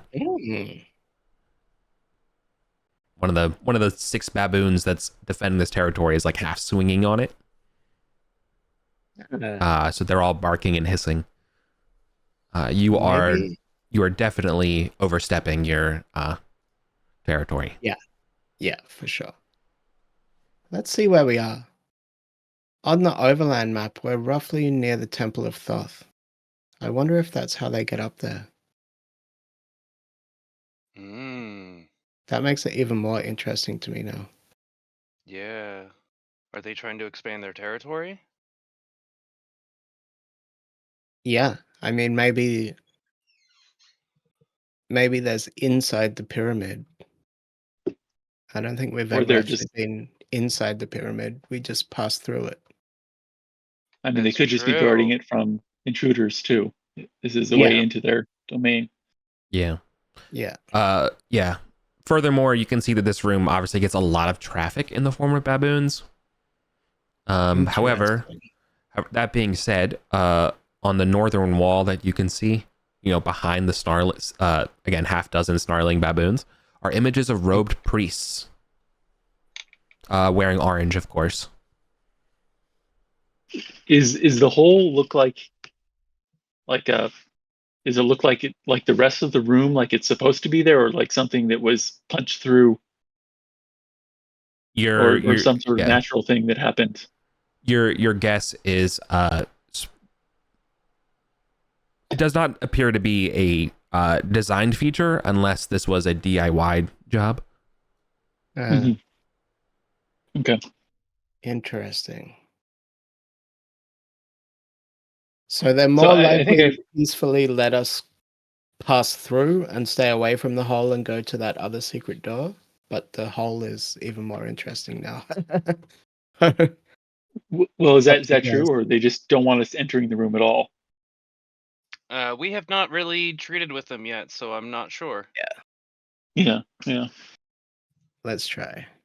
Yeah, they're definitely. There's 6 of them, and they're a couple of them are like near, kind of bouncing and up and down on the ropes and stuff.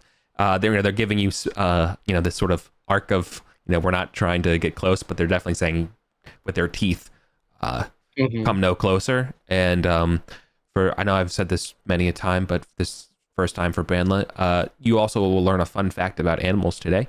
That baboons have the largest canines, and that is without a doubt a true fact. Looking at them as they expose their mouths to you. All right. Nice. All right, Eldridge. What do you say or do? Time to play the arrival minigame. Yeah, so it's like basically like we've just turned around the corner and then we see them hissing at us, seeing us. Yeah, especially. Yeah, pretty much. And they're standing just at the edge of the light, so you're getting that sort of like reflection of their eyes, like dogs. Mm-hmm. And so you're only getting little flashes of their arms and their mouths as they kind of dart in and out of that liminal edge of light. They don't want you here. That's for sure. You don't speak baboon, but you are fluent in that. Yeah. Okay, so Eldridge will kind of just like carefully step forward with Ethne behind her, but they kind of like shrink down small, if that makes sense. Like kind of like trying to be even smaller than the baboons. And like I don't know if she has like food rations or anything, but maybe like just like some scraps of food or something, and like kind of almost like have that in her hand. Yeah, I have some rations if that'll help.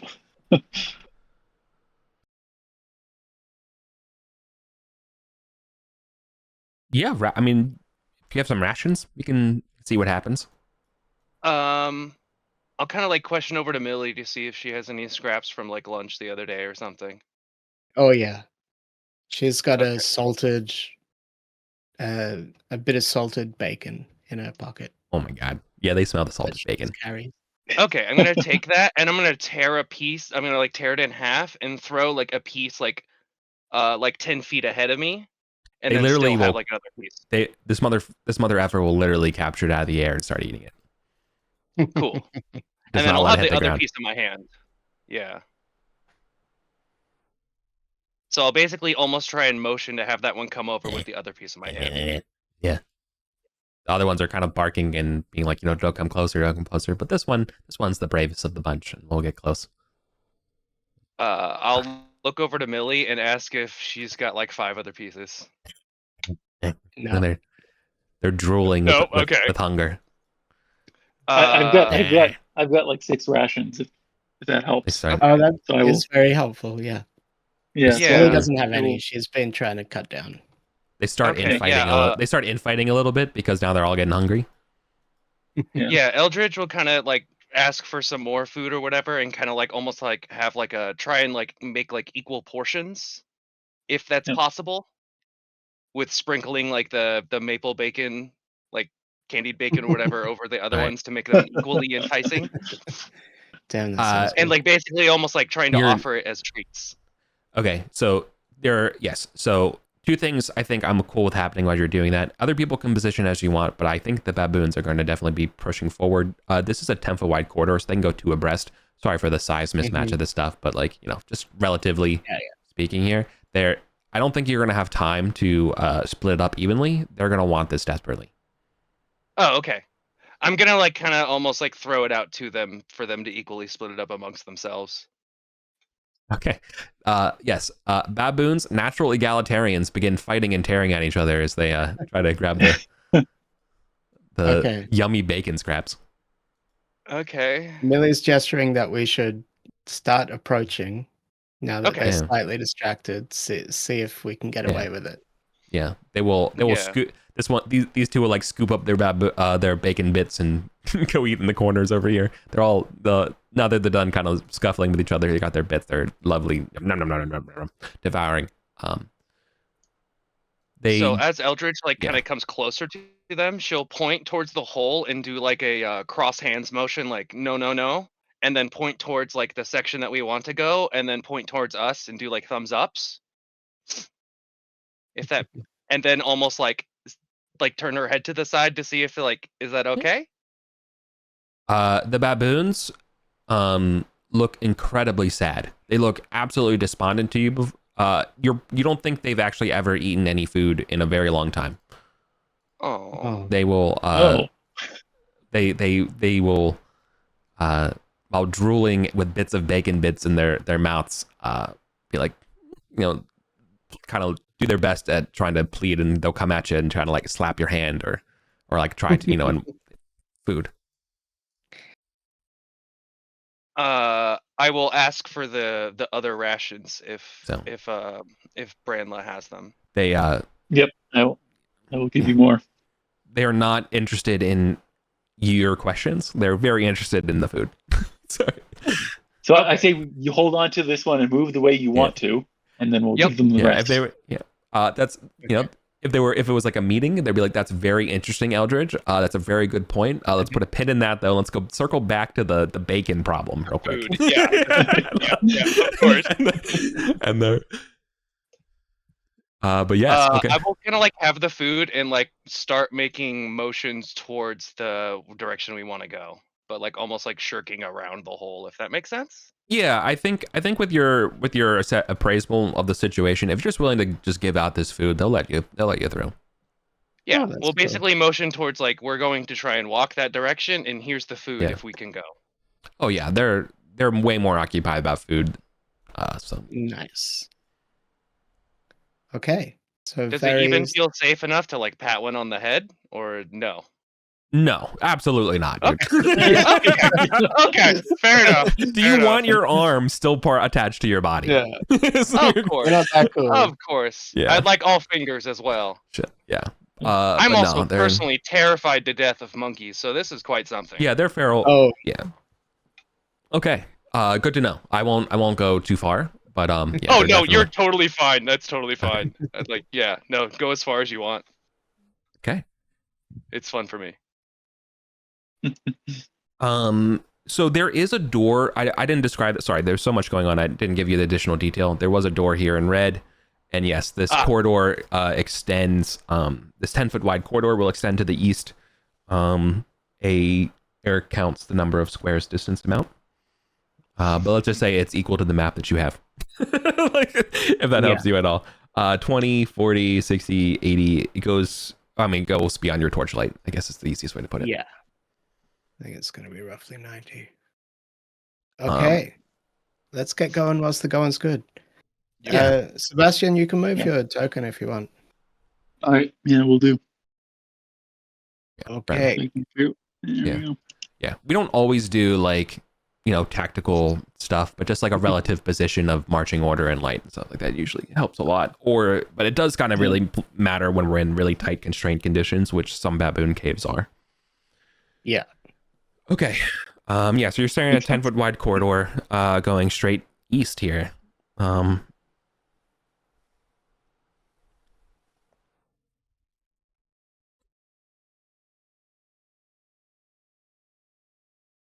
Okay. We know that there's a secret door somewhere around here from our map that we're not too interested in because it'll go down to the scary, huge baboon. Quick question, just on on what I was carrying. So how many? I had 6 rations. How many of them did I use? Let's just say all 6. Okay, sounds fair. Okay. Yeah, I think it's here. So Millie's like pointing at the end of the hallway, saying that there's a secret down there. One of the bacon-mouthed baboons will start looking all puppy-eyed at Millie, wondering if there's any more sweet, delicious bacon bites. Please. He has never been fed before in his life. Next time. Not right now.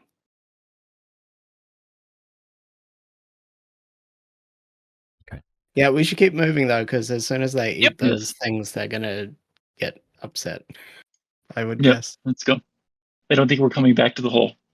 Okay. All right, we will scurry down the corridor, bypassing. There are 2 doors here that you can see.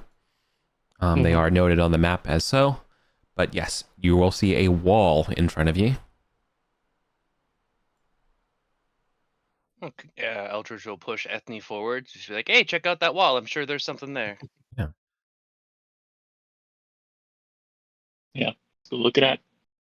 Okay. Yep.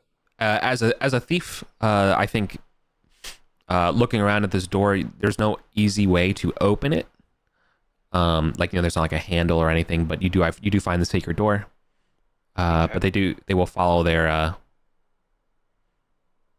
eyes up to the ceiling, where they will start tracing a wire in the ceiling and detaching this wire with what kind of weapon or thing does Ethne have in their hands?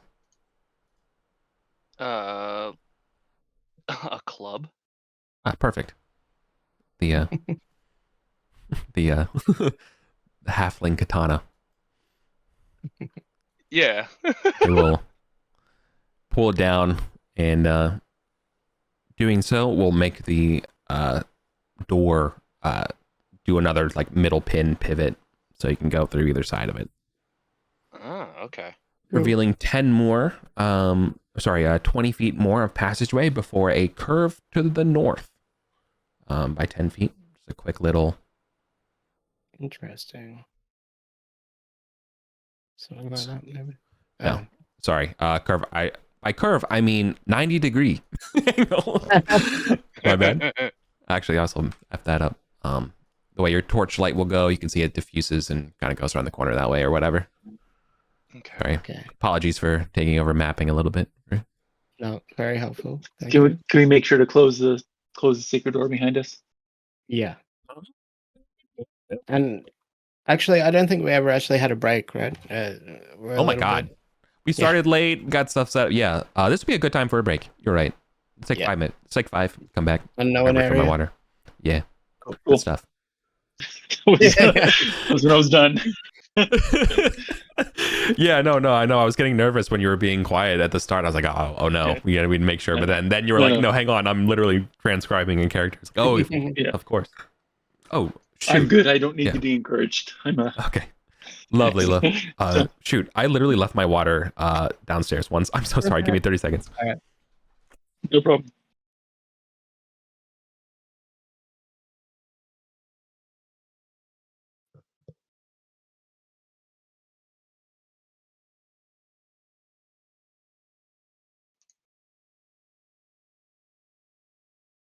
Damn, and this was the supposedly lower level plan.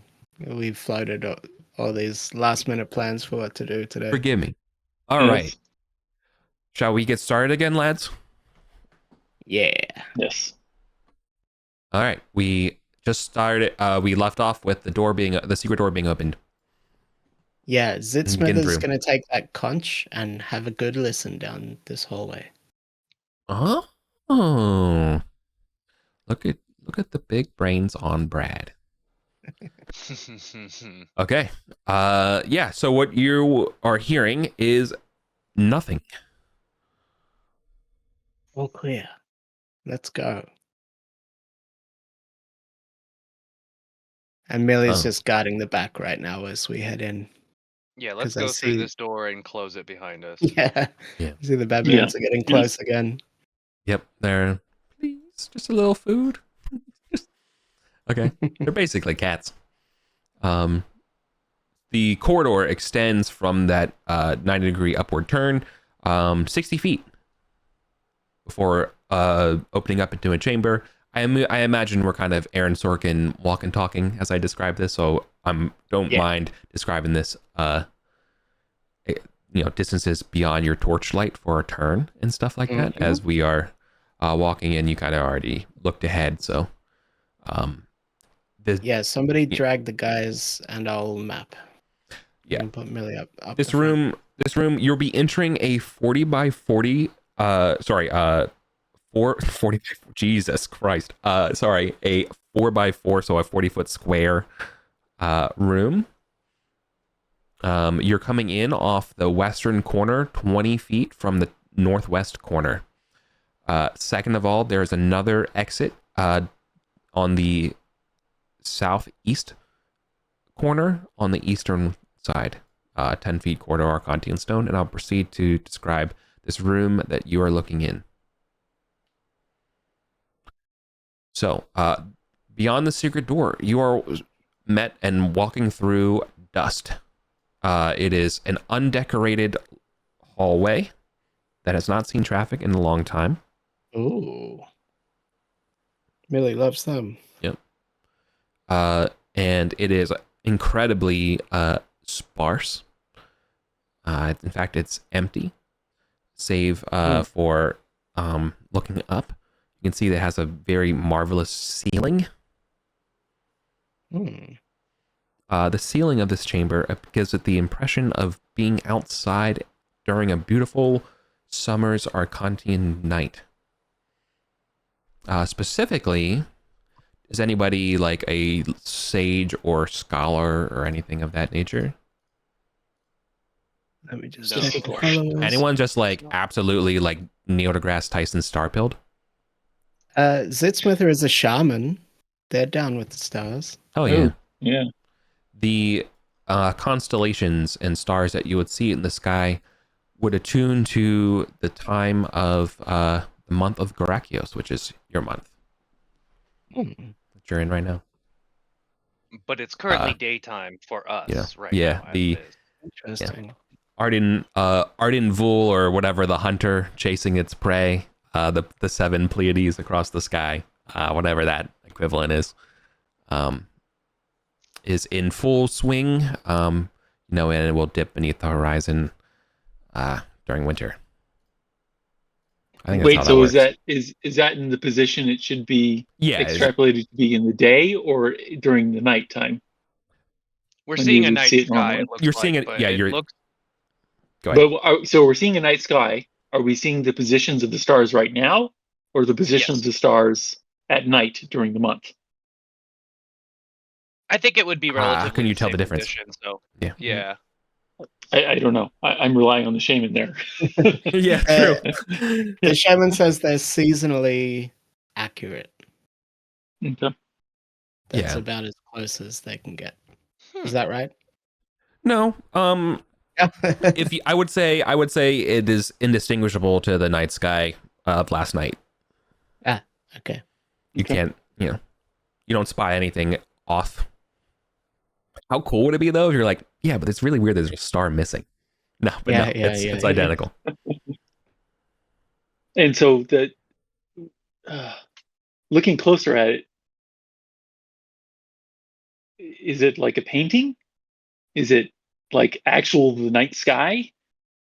It looks like super realistic. What is it?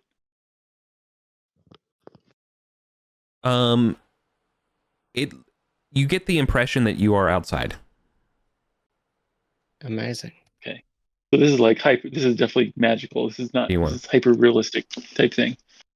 How high is the ceiling? Oh, about 20 feet. It's got a dome, kind of planetarium energy. Can we boost somebody up to try to touch it? 20 feet. It's Yeah. quite a Yeah. tower. That with a spear or a stick, yeah, I think you're probably able to, Yeah, that's true. Okay. Millie will lift whoever wants to. You could just throw something. It might be easier. Sorry to propose a solution Yeah. as a GM. Yeah, Ethna could just throw a sling stone. Okay. Yeah. Quick. It's Yeah, just kind of like the lightly stone. toss us. Yep. It doesn't leave a mark. Okay. Is there a big circle in the middle over here? Oh Like yeah. on the other map? Oh yeah. I did not finish. Yes, thank you. In the northeast corner, yes, there is a 6-foot diameter ring, and intersposed against a 6-foot diameter ring, at what is it? Is it 18 degrees, 20 degree intervals? What's the 45? How many are there? Six, Six. right? 60 degree marks. Yeah. Thank you. Sounds right. Oh. That would be Are, six. Yeah, six, so there six are divisions. Yeah, so equally spaced around this circle, this 6-foot diameter ring, are 6 of these sandstones in the floor, and each of these ones, they look almost like toasters, like there's a slot in them, Mm-hmm. Yeah. about 4 feet. Sorry, a 8-inch long slot. And are there any Do cards? you all in them? know what this is? Yeah, it's a teleporter. There are small little discs. And once again, this is merely like, imagine somebody gossiping kind of secondhand that's not that bright, but there's like a disc and there's squares that are different colors that you put in the slots, and it's like then some magic happens or something and you get taken somewhere else. And we've seen there's lots around the place. Do we But- have cards? Yeah, but the different colors go different places, and we only know a few combinations, but we've been too scared to test them so far. Yeah, we know a okay. series of addresses that are essentially like a series of colors, and then you use cards of those colors starting from like the 1 position all the way around to the 6th position, and depending on the order of the colors of these cards, it teleports you to a given location from It's this like location. a postcode or something. Yeah. Okay. And I think we only know of 2 addresses, but we know like some that we don't know where they go. Yeah. Okay. Right. Do We we know only have any one addresses known where one. they go at all, or we just know yeah, sorry. We have one we know where it goes, but Okay. right now there's a dangerous statue there that we have to kill first. Then we have 2 that we know are combinations, but we don't know anything about where they go. That's right. That's right. And does this one have cards in it, Eric? Nope, it's completely empty. Okay. Before we move on, there is one last feature I would like to describe. This north wall that you're looking at, it features so unlike the night sky that you're looking up that appears super realistic, you're looking at a gently moving depiction of a set of blocky tiles, forming a almost shimmering mosaic. But it does not take you too long. I think you all are pretty astute that you can see in this mosaic on this north wall, you can see that there are 6 baboons kind of curiously looking at each other, pacing back and forth along a 10-foot corridor. Pensively confused. Yeah. Hmm. So it's a Like a so TV the length screen. of this. Yeah. So the length of this is a 10-foot corridor, sort of this in this direction, and it's viewing down this way. Is that what I heard? Yeah, so you can almost imagine sort of like a Roman mosaic kind of style, right? But it's sort of like, but it's animated. Mm-hmm. So it's we're actually seeing a moving. live feed. Okay. Yeah. Yeah. And Yep. we have seen some of them before. Oh. I think Zitsmith and Chagor are both like nodding their heads, realizing that it's probably the view out from the secret door we just came through. And Millie's like, what an amazing drawing. Yeah, I wonder what it means. The mosaics don't have the high definition required to see the dribbling bits of bacon bits in the fur of the mouths of the baboons, but you can ascertain enough of the uniqueness of the 6 albino baboons that you saw that there is a striking similarity to the previously fed half dozen and the corridor. It's a fair shake. And then Millie will say, I remember something about some dangerous statues ahead. So we should be careful. If we see statues, we should either run away or run past them. Oh yeah, I was noticing we were coming close to those. I was wondering if we were going to connect. I for sure. So this night sky continues through this entire passageway to this that you're looking at to the south and east. 20 feet off of this 40 square foot room that you're in is another 30 by 30 chamber. However, the floor of that chamber is definitely dust covered, and in fact there are 2 corpses covered in the dust. Ooh. Each of these corpses is clearly beneath the dust, wearing old full-length red robes and tall cylindrical red hats. Oh, fancy. Do we know what that means? Red hats? And red robes? Are they recognizable as something? Could be set. Yeah. Like priests. How old are the corpses? Like fresh, or are they quite desiccated? Right. Quite desiccated, but largely are still articulated. There's still bits to them. Ethna, did they die from a trap? Yeah. What can you see? Yeah, Ethna will move forward and inspect some of the bodies. Yeah. Really earning his money. They are 100% dead. They've been dead for quite a long time. You do not see any signs of traps or anything like that to the bodies. There's no slashing marks or anything. Ethna will search this first body then. I don't think what remains of their face or anything, an expression could give you any insight either. Okay. They're not smushed by like statues or anything? Their faces aren't. Okay. Are their bones smashed? I mean, their middle bodies are basically piles of bones at this point. Okay. Okay. Ethna will look amongst these corpses for any items of note. For sure. Okay. Well, the robes are definitely of note. Okay. They're not magical, but they are full-length red robes and tall cylindrical hats.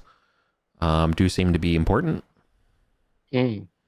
And maybe the silver holy symbols of Set along with them would help as well.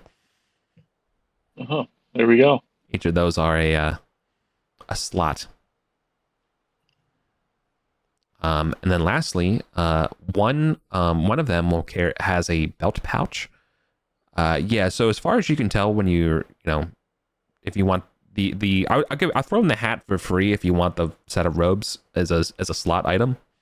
But once you take off the robes, like the bodies basically kind of crumble together. You can see that I would say that their middle bits are more damaged than their phalanges. Okay. Which appears to be traumatic. Yeah. You said it does appear to be traumatic, or does not? Correct. Looks like traumatic bludgeoning damage to the ribs. As in, there are no ribs. Yeah. Despite the rest of the skeleton. Does their position look like they crawled here, or like they were crushed here? Looks like they crawled here. Very astute. I like you. You're good. I like the way your brain thinks. So there's two other things I would like to point out as we're looting the bodies here. There is a belt pouch, and in the pouch is a small onyx figurine of a panther. Ooh. Does that seem magical to Zitsmither? Nah, it just seems dope as hell. Nice. How fancy are these hats? Very fancy. Eldritch definitely wants one, and we'll put one on. Someone would pay money for them in TF2. Okay. Yeah. Priest robes have been very useful for us before. Yeah. It doesn't look like it was useful for them, though. No, but that's... I think it's because they're set boys in Thoth territory, and these statues do not like set boys. Yeah, do we have any probably true on us? What was that, sir? Do we have any Thoth paraphernalia or anything like that on us? Not with us. Okay. We have lots in the stash. There, yes. Also, one of the two bodies, their boots are remarkably well kept and in pristine condition. Sitsmith is like better kept than everything else. Yes. Everything else that they're wearing. That sounds magical. Yeah. Sitsmith is like literally pulling them off already as you notice them. Yeah, they're definitely magical. Okay. Let's quickly search the rest of the room and then get the hell out of here. If those statues start stirring, we sprint back to the secret door. Yeah. So the problem with that is that we got baboons and no rations. But yes, I'm not disagreeing with you. Safer than the statues, from what I've heard. Well, so that's the one thing. So from the notes, 12-foot tall statues, ibis-headed and Thothian. Yeah. 1 round delay. That's a 30-foot. That's a 30-foot room. We could run really fucking fast. I don't know if that'll work. Yeah, we can, and it goes down to a known area. But okay. Let's try to loot this room first. I'm just saying, if they wake up, then that option is gone. So that's why we should sprint to the west if they do wake up. Yeah, if they wake up while we're in here, for sure. Yes, I agree. Yeah. Otherwise, we have the option to try to sneak past. Right. Yep. Did I mention that the room ceiling of this is also night sky, corresponding with the rest of this hallway towards the statues? Oh, whatever happened actually when we threw the stone up? You heard a dunk? Seemed like nothing. Yeah. Okay. It's not real night sky. Can't believe it's not night sky. Okay, so that, like a very quiet but thorough search of this room. Yeah, for sure. You can just mark 10 minutes off your light, and you're clear. Nothing else there. Forgive me. I'm so sorry. There is I missed out on a piece of treasure. There is a plain ibis winged key. Ooh. Oh boy. Ibis, that's Thoth, right? Yeah. Yeah. Okay. Nice. Keys are always good.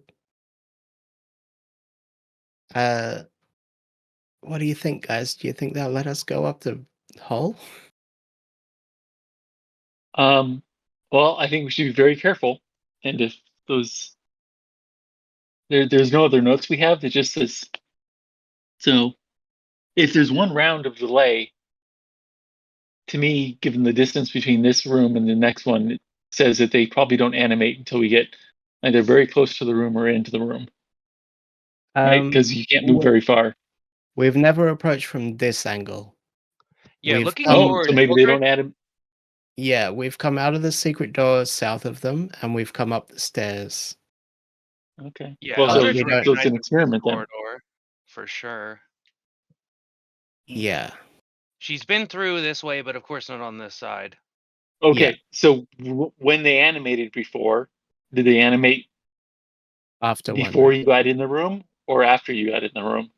It was After. when we spent too long in the room, but I do recall I didn't see them animate. It was just the troop amongst us said it was not wise to be Yeah. long in Okay. this room, and they just poked some eyes of a baboon motif, and we went through down south. Yeah.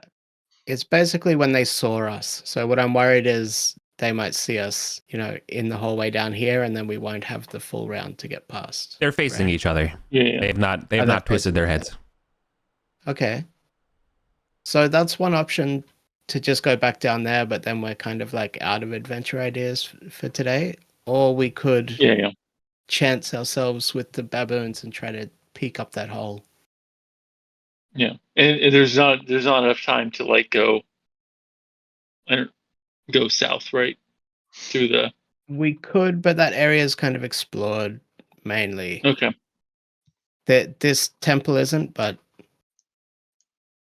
it's kind of like full of poison gas. We could go and look at that temple. I'm most interested in the hole, but it's got a risk of those baboons, right?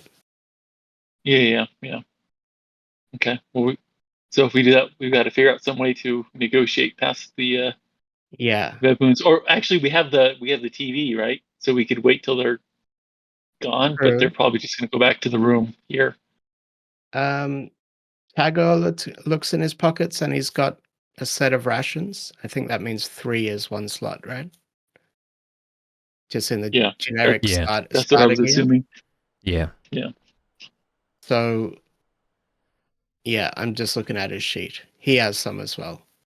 And maybe the fact that there isn't one each will mean they'll be even more distracted fighting each other. Mm. Yeah.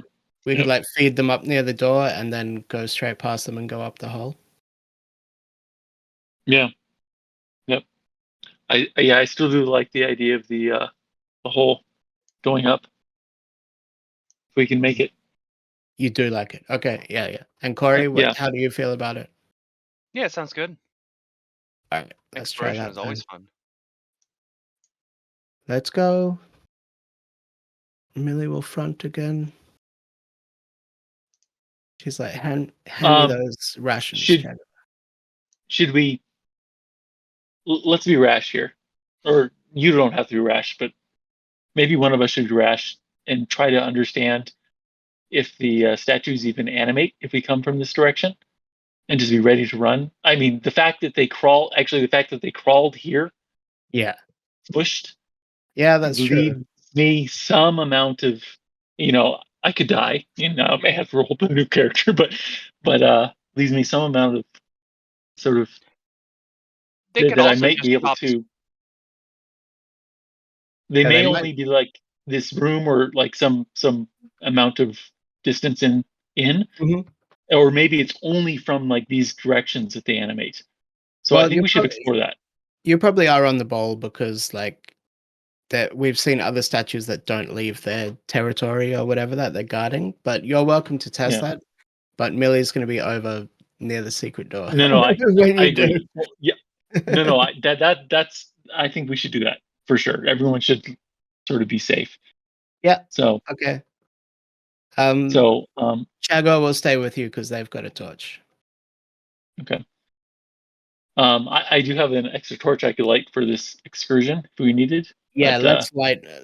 We're probably nearly out anyway, so let's light a fresh batch of torches. Okay, so I'll light a torch and then let me mark that down, and then I'll come down and I'll sort of be slow about it, and if I see any movement, I'm running away. So Okay. and so I will definitely stop at sort of the barrier to the room here if nothing has happened, and then if nothing's happened by then I'll push him a little bit and see if they animate, and then I'll run away. Okay. And Okay. Ethna's getting the door ready to be opened. Yeah. Okay. Well, then We let's. can open it from this side, right? Just to double check. Yes, you can. Okay, All right. great. So Chagor's got the torch. Brania's got the brains. We're gonna try this out. Okay, you can advance to the edge of that room, no problem. When we get to the precipice, you want to step over. I do have one question for you. Mhm. Are you currently holding one of those 2 silver holy symbols of Set as treasure in your pack? No, because these Okay. are Thoth things. Yes. I'm definitely not holding one of those. Not even in your pack. Okay. No. Someone else is carrying it. Okay, cool. Then yeah, when you Yeah. cross over, you cross over, nothing animates, and you come back. Whoa. Oh, That is good interesting. information. Okay. Interesting. Oh, Okay. okay. I will go back and tell the others we might be able to make it through this going this direction. I don't know for sure, Yeah. but we might be able to make it through going this That's direction. true. Sorry. You are a priest, so like I should be giving this to you for free. I think you can pretty much work out though. You cannot go that direction if you're carrying any Setite items. Yeah. They will Oh, absolutely. okay. The Okay. animosity of Thoth and Set means they will definitely animate. Aw, Eldritch loses her cool hat. Yeah. Okay. We don't necessarily have well, to go that way. Oh yeah. Yeah. well, that's yeah. good to know. Yeah. So Yeah. if we get rebuffed, we might be able to make it back. So Yeah, Yeah. exactly. Good. If the baboons are too strong, will- we have an option this Yeah. way. Yeah. Well, I will because you crossed the threshold, and I feel like as a priest, I should give you a little bit more about like the lore of things like and stuff, and how these statues are divine. I'm willing to give you that. Yes, they will not animate for a turn. That being said, they will animate Oh, okay. on a turn if they detect something in the presence of, Set, right? Something of Yeah, that. yeah. So keep that in mind. You have that tactical information. Okay, Okay. that's great. The turn is enough time to get through there and wherever we want. Yeah. Okay, great. Yeah, as long as you're not, Yeah, as long as you're not carrying anything Set related, they won't activate until a turn. If you are carrying something Set related, it's roll initiative. interesting. Okay, so that's our choice at that point. We'll keep those goods at the top of our pack ready to dump as we're sprinting for safety. Yes. Are we doing plan watch the Mosaic TV till they leave, or and see what happens, or what? I mean, I think we Oops. should just for a little bit spend a little bit of time. I mean, it's worth some Oh yeah. torchlight, I think. Spend a turn to see what happens for sure. Yeah.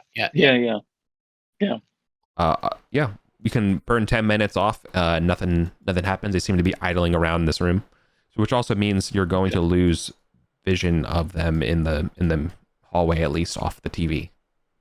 Yeah. Yeah. At that point, we'll continue on. But you do not see where they are, so I will Kriegspiel it. Yeah. Okay. Okay. Let's head out. Millie will front, and she's got the 3 rations ready to cause a ruckus.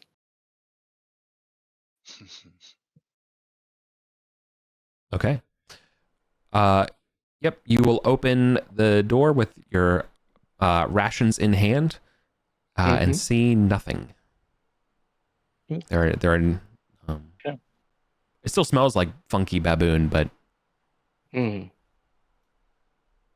Okay. Cautiously, you guys are fine to continue on, right? Yeah. Oh, Except yeah. this is the first time I noticed the massive gemstone chair. Yeah. I was also going to point Totally. out, you definitely hear a cacophony of baboons in this area. Oh, okay. We're Well, getting that back makes up. me not as interested in the massive gemstone chair. Totally. That's where this Geralad druid guy, that's his throne. So he's like the king of the baboons. Yeah. Geralad is like the uni babooner. He's like just totally just chilling, hates humanity, just wants to be around baboons. Yeah. He's like, what's her name? Jane Goodall or something? The Yeah. one that went and lived with the... Yeah, but unfortunately, I don't know about Jane Goodall, but I know that Geralad definitely has a sort of like, I'm disgusted with humanity, and baboons are, the next, I'm sure they deserve to inherit the world. Kind of, that's where he's at right now. So anyways, there's a, so this is a 4 foot diameter hole in the ceiling, seems to be dug out. But there's also a pretty strong rope dangling down from the hole in the ceiling. Yeah. Okay. Let's go up. If you're inclined. Let's go. Yeah. thief goes first, right? Isn't it? That seems smart.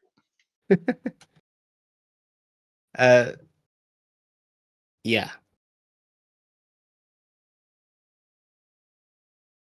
Okay. That sounds good. No roll necessary to climb this thing. Okay. That being, it's notched and stuff. You're able to get up here. Mhm. But I will point out that you're going to be crawling into a about 4 or 5 foot wide passageway. So cramped rules are going to kind of come into play. That will influence movement and your ability to go through allies Yeah. and stuff like that, and what you can kind of see. The We're on sorry, rope. the hole we're climbing up is 4 foot, or we come Yeah. out into a hallway that's 4 foot.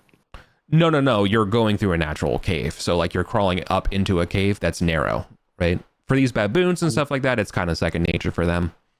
Baboons can kind of treat something like this as sort of their standard corridor. Okay. But the problem here is that this tunnel is 5 feet wide and it's 5 feet tall. So you're probably like cramped or going down on 4s, So that's another reason why for this issue. You know what I mean? But it's a hole in the ceiling, right? So this is Yeah. a tunnel that's kind of like diagonal up and across or something like that. Yes. Is that it? Yes. Ah, Yeah. okay. Sorry. Okay. Oh, you're asking for the Yes. direct. I'm so sorry. Yeah, you're good, Casper. I'm just trying I to misread picture it. Yeah. Yeah, I misread the understand. Yeah. And Okay. roughly which direction is it progressing, or should we just start a new map area? I think you should start a new map area if I were you. Okay. And you would say, and let's say you are coming in from the south, going towards the north. So wherever space you want to draw from there is going to be okay. Yeah. We can move the baboons tokens as well if that helps. Well, for now, maybe it would work just to go north from here. That's true. Let's We do try have that. that's enough We white can space. move it. Yeah, I think you're okay. we can move it if we have to. Okay. Audio is doing weird things. I want to hang up for just a second. Okay. Aye.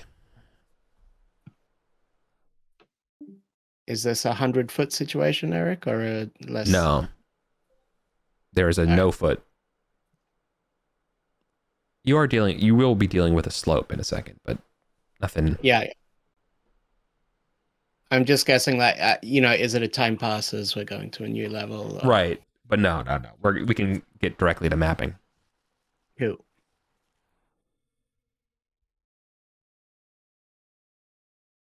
Damn, some magic boots. Millie's going to put them on just to see what they do.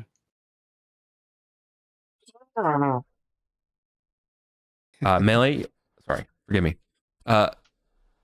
Melee, the boots are pretty cool when you put them on. Yeah. Yeah, you can kind of tell exactly what they do. They keep making you slip. Your AC is -2. Oh, God. Cursed. Yeah, they're cursed. Okay. Oh boy. Can you take them off? No. That's a dumb Yeah, can I question, take but them might off? as well ask it. No, you're gonna have to pay the remove curse tax when you get home.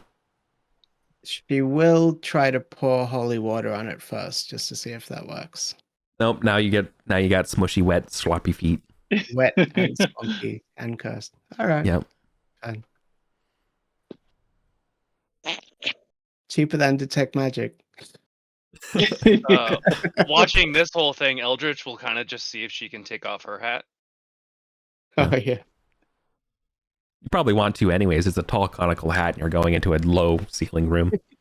Yeah, You get exactly. caught on everything so doing anyways. so, she'd be like, yeah, I'll take this off if I can and stow it away. Sebastian, how are we doing on the audio front, buddy? I'm doing great. Can you hear me? Yep, loud and clear. You're in the pipe 5x5. Awesome. Great. Okay, so yeah, this corridor will be extending to the north/northwest. It's sloping up from you to the tune of about 10 feet, so it's kind of a little bit of a climb up. And again, low ceilings, 5 feet. So you're kind of Yeah. narrow.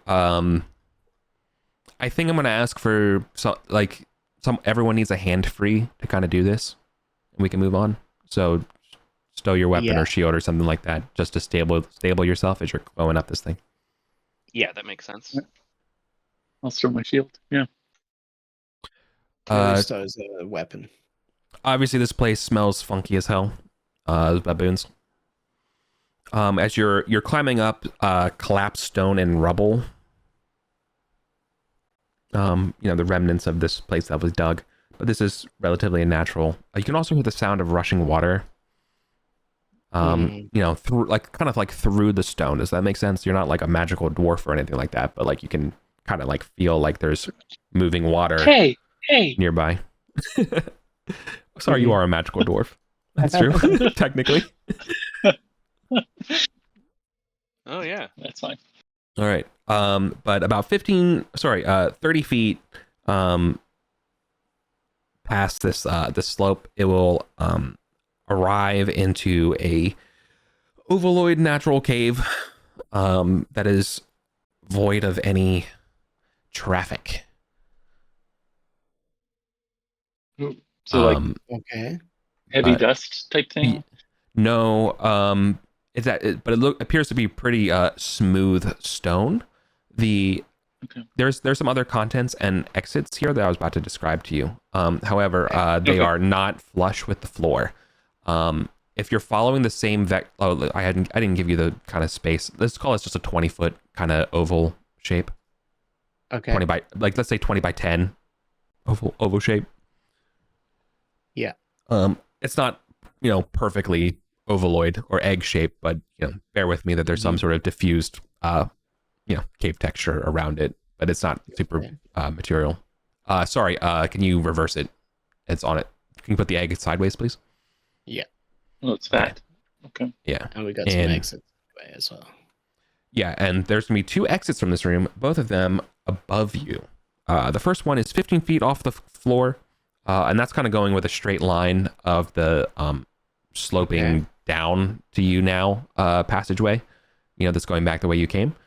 And then second of all, there's one that's twice as high, almost twice as high, 25 feet up, that you really can't even see where that goes.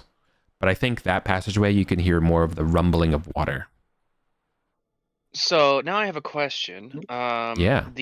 Based off of the like quality of working of the stone that we saw when Eldridge helped save 2 of Kerbal Khan's children, and when we went to basically Kerbal Khan's like lair area and dropped him off, we saw like a worked tunnel area where his device had basically bored holes through. Does this area that we've been climbing through look similar workings, like as if the bore machine went through here too? Not at all. This looks very natural. Okay. Good question though. It is approximately similar diameter and shape, but okay. But what no. about Where the one was the that's other 15 kid? feet up? Is that similar workings to what we just came through? Correct. Natural cave. These are everything here is natural cave. The second exit here was off to the west, approximately around at like the 9 o'clock of this egg, and it's 25 feet up, and that's the sound of the rushing water that direction. But there is some narrow, right? Yeah, there is a little bit of stuff in here that I would want to describe. This room is not void of everything. There is oddly enough, a 4-foot tall marble statue. Oh no. It is a marble statue of a dog. Oh. A whippet sitting proudly. What? Is this similar to the depictions that we've heard of Rex, or no? Yeah, buddy. There's another Rex? I mean, this is no. That's a statue of Rex. This is a statue. What's Rex? So there's these beastmen this beastman faction that we've encountered and kind of gotten on good terms with, and they're essentially like Legionnaire outfit wearing people, but like they've probably gathered it from someone else, or like they might be like descendants of Legionnaires. We're not exactly sure, but like whatever head they have is a different animal. So like some have rat heads, some have sheep heads, some have dog heads, some have all sorts of different type of like animal like heads. And from what we understand, the thing they've been looking for is like the connection to like their origin, and one of those things is possibly Rex, this dog that was I'm assuming like a partner to the like other main person that they're trying to find the tomb of. Okay. Is that correct? Wait, More or so less. is Rex the dog and the other Yes, person's Rex. a person and they got merged together into a beastman? We we're don't not know the sure. exact history on that, like why Okay. the Beastmen are Beastmen, but it's probably connected to this dog named Rex. And we Okay, did so it was find a his dog, crypt. not it's a Yeah. dog, not a beastman. Correct? Correct.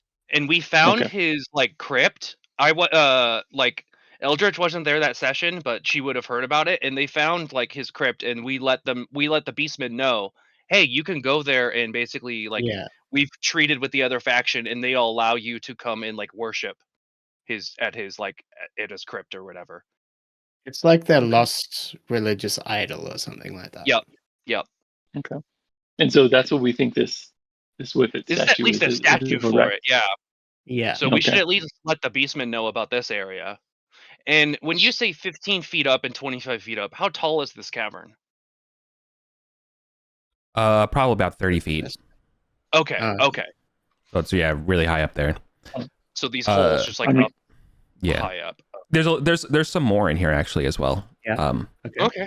There is, in addition to the 4 foot tall marble statue of a Whippet, there's a 5 foot tall 5 foot tall bronze statue of Ta.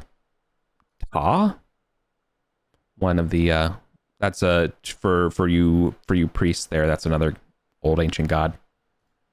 Okay. Both of these, both the statues here show signs of moisture damage and tarnishing. And also scattered amongst detritus of old wooden crates and things like that. There is the small shimmer of gold. Oh. Ooh. Okay. Let's check out that stuff. Eric, could you put in the Yeah. rolls channel what that god was called? Please? Ta. Ta. Okay. Yeah. Are the statues sort of are they built into the rock itself, or are they, or could No, one conceivably pick them up? They're definitely carryable. Albeit heavy. Yes. Okay. Probably pack 4. It'd be Yeah, yeah. reasonable. Should we?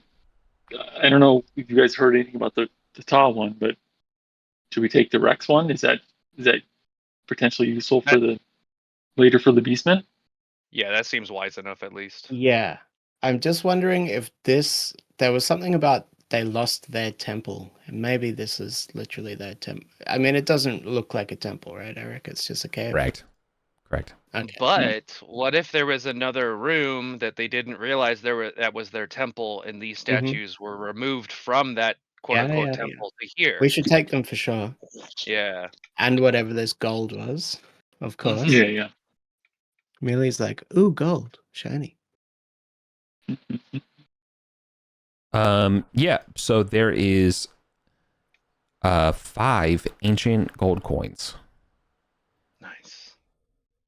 And then you said there was other exits in this room too? These two. Just those 2. Okay, Yeah. just those 2. Okay, roughly where are we? We're north. We're up high. This is even higher. Okay, so these might come out.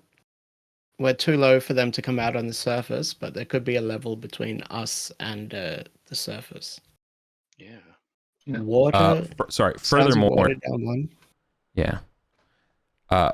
Furthermore, these coins will have so ancient gold coins do have emperors on them, Mm-hmm. Oh. dating for when they are, and so you should I think you can probably get this name off of it. This emperor.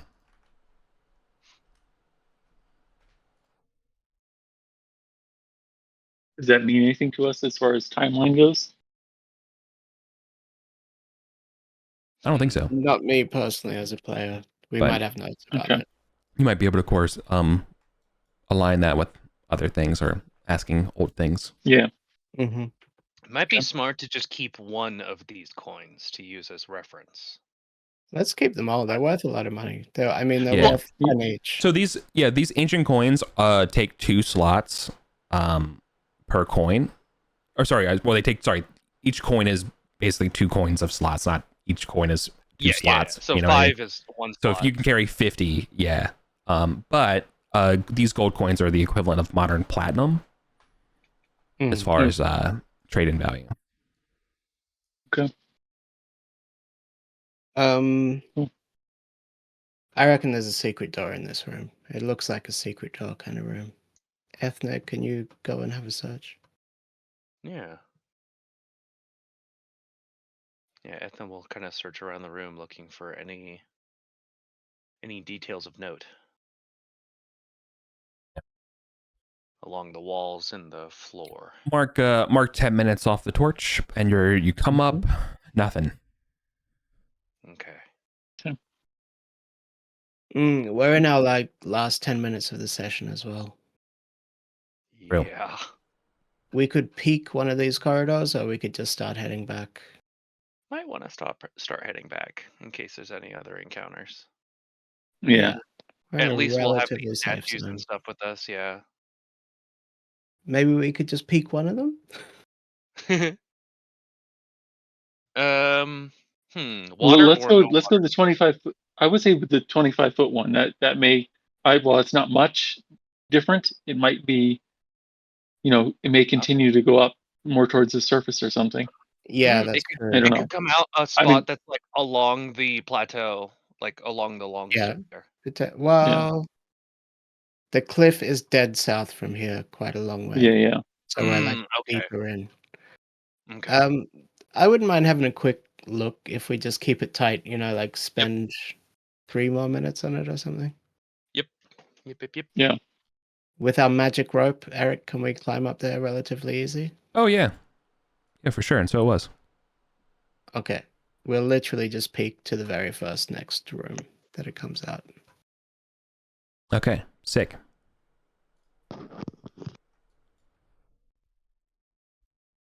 Okay, so you're going to be crawling through another about 40 feet of cave. You can definitely hear about 20 feet through. You can hear the sounds of water. Mm-hmm. Above you. Like actual water, not like sort of. You said earlier that it was more like. Oh no, literal water, as though like water is dripping on your heads as you're crawling through here. Oh, okay. It's creating, in fact, like part of the rock here that you're crawling through is definitely like that flowstone, dried kind of proto-stalagmite kind of geology. I don't know. I'm not a rock guy. Yeah. Almost like a old sewer or something like that. Yeah, so it's like that calcium kind of dried stuff on it. You know what I mean? Yeah. Okay. So it's sloping. It's sloping up to you as you're going around. But yes, you will eventually arrive at these tunnels that are just marked by this sort of like marks, but unfortunately it's a dead end. Oh. But there are scorched remains. Sounds safe. Water? I mean, they look like Luke Skywalker's aunt and uncle. Oh. There's a trio in a wet cave burned by fire. That sounds interesting. And Can we slightly see any? ominous. Yeah. I think Millie's going to back up a little bit and either wait, how do you have light?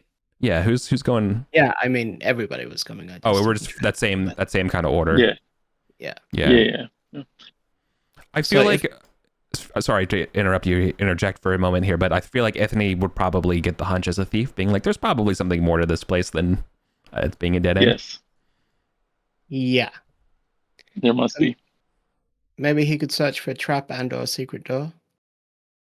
Yeah. Should we throw a torch in there so we can get some good light and see everything? Sitsmith is 10 foot behind. All right. It will. For Ethne to definitely gets the vibes that there's a secret door where the bodies are, but there's the only way they're getting to that door and figuring it out is they have to remove the bodies, and they want clear approval to touch the bodies and get them out of the way. Do we have like anyone have any grappling hooks or anything like that? Or a 10-foot pole. Or 10-foot No. pole or crowbar? Crowbar? I got a crowbar. Ethne does have a crowbar. We have a magic rope that could actually be sent out to snake out and grab the bodies. So let's do that. That's easier yeah. than a grappling hook. Okay. Yeah. So we'll all pull back fireball range. Yep. And drag the bodies away with the rope.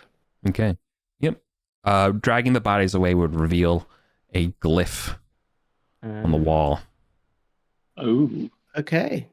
That's a job for another day. Definitely a strong, powerful, permanent symbol of evocation. Mm. On this, where right in the middle where that door is. Yeah.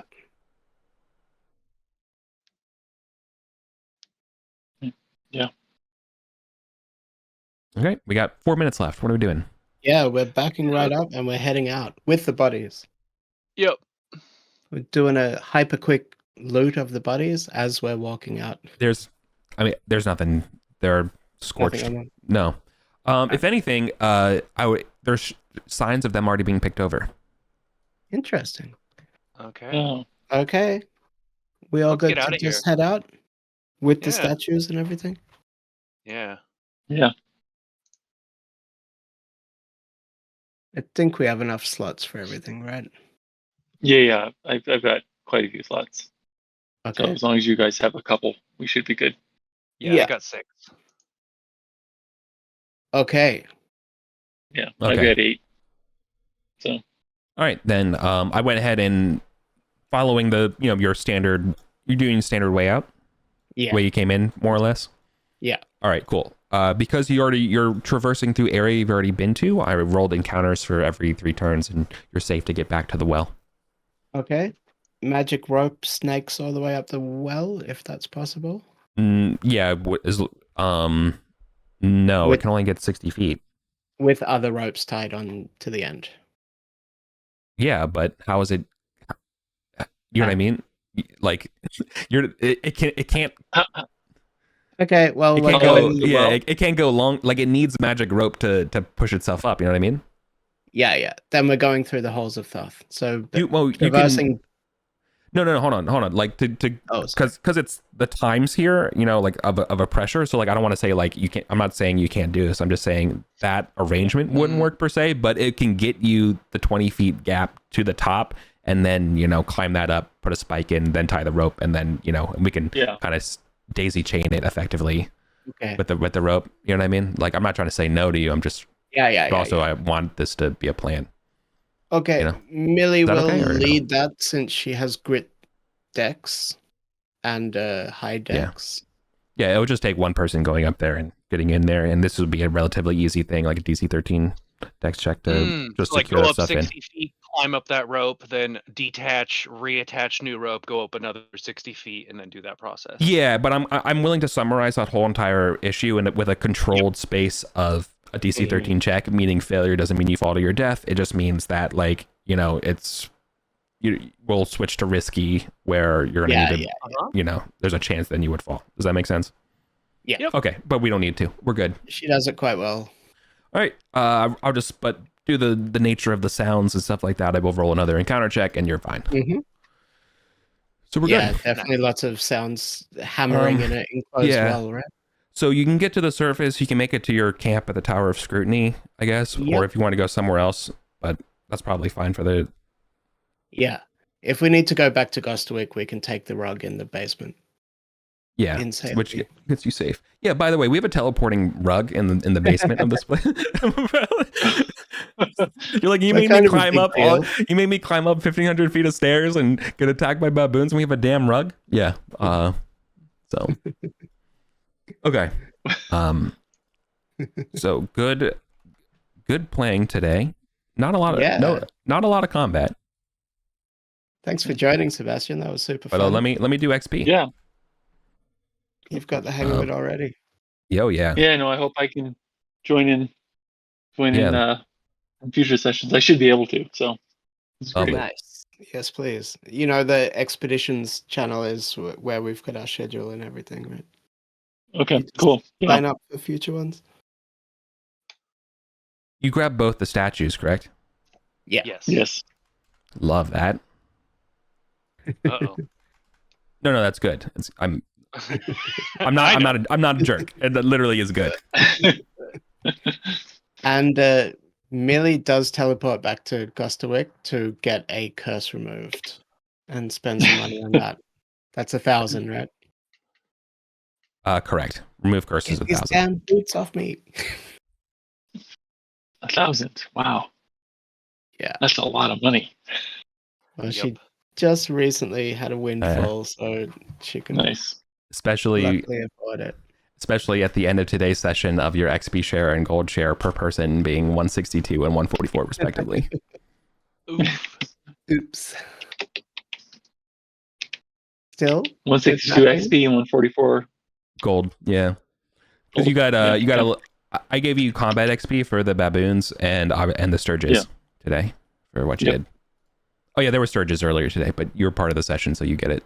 Yeah. Okay. Cool. 162 is still Yeah. 162. So. Yep. But not too bad. The XP is that OSE derived? Yeah. Everyone uses fighter progression. I Okay, nothing. No. okay. Yeah. Yeah. No shade to Shadow Dark XP. I just felt like converting the Well, rules. it makes sense for Arden rule. Yeah. that Thank makes you. sense. Yeah. Okay. That was my thought. Yeah. Fun stuff. Cool. We have downtime procedures if you can't play in the next couple weeks or next 2 sessions, and also I'm going to be gone for a week for a trip. But so you can feel free to ask questions about that if that's something you're keen to do. But yeah, I know. Otherwise, thank you so much for stopping by, Sebastian, and playing. It's very cool to see you. Yeah. It's awesome.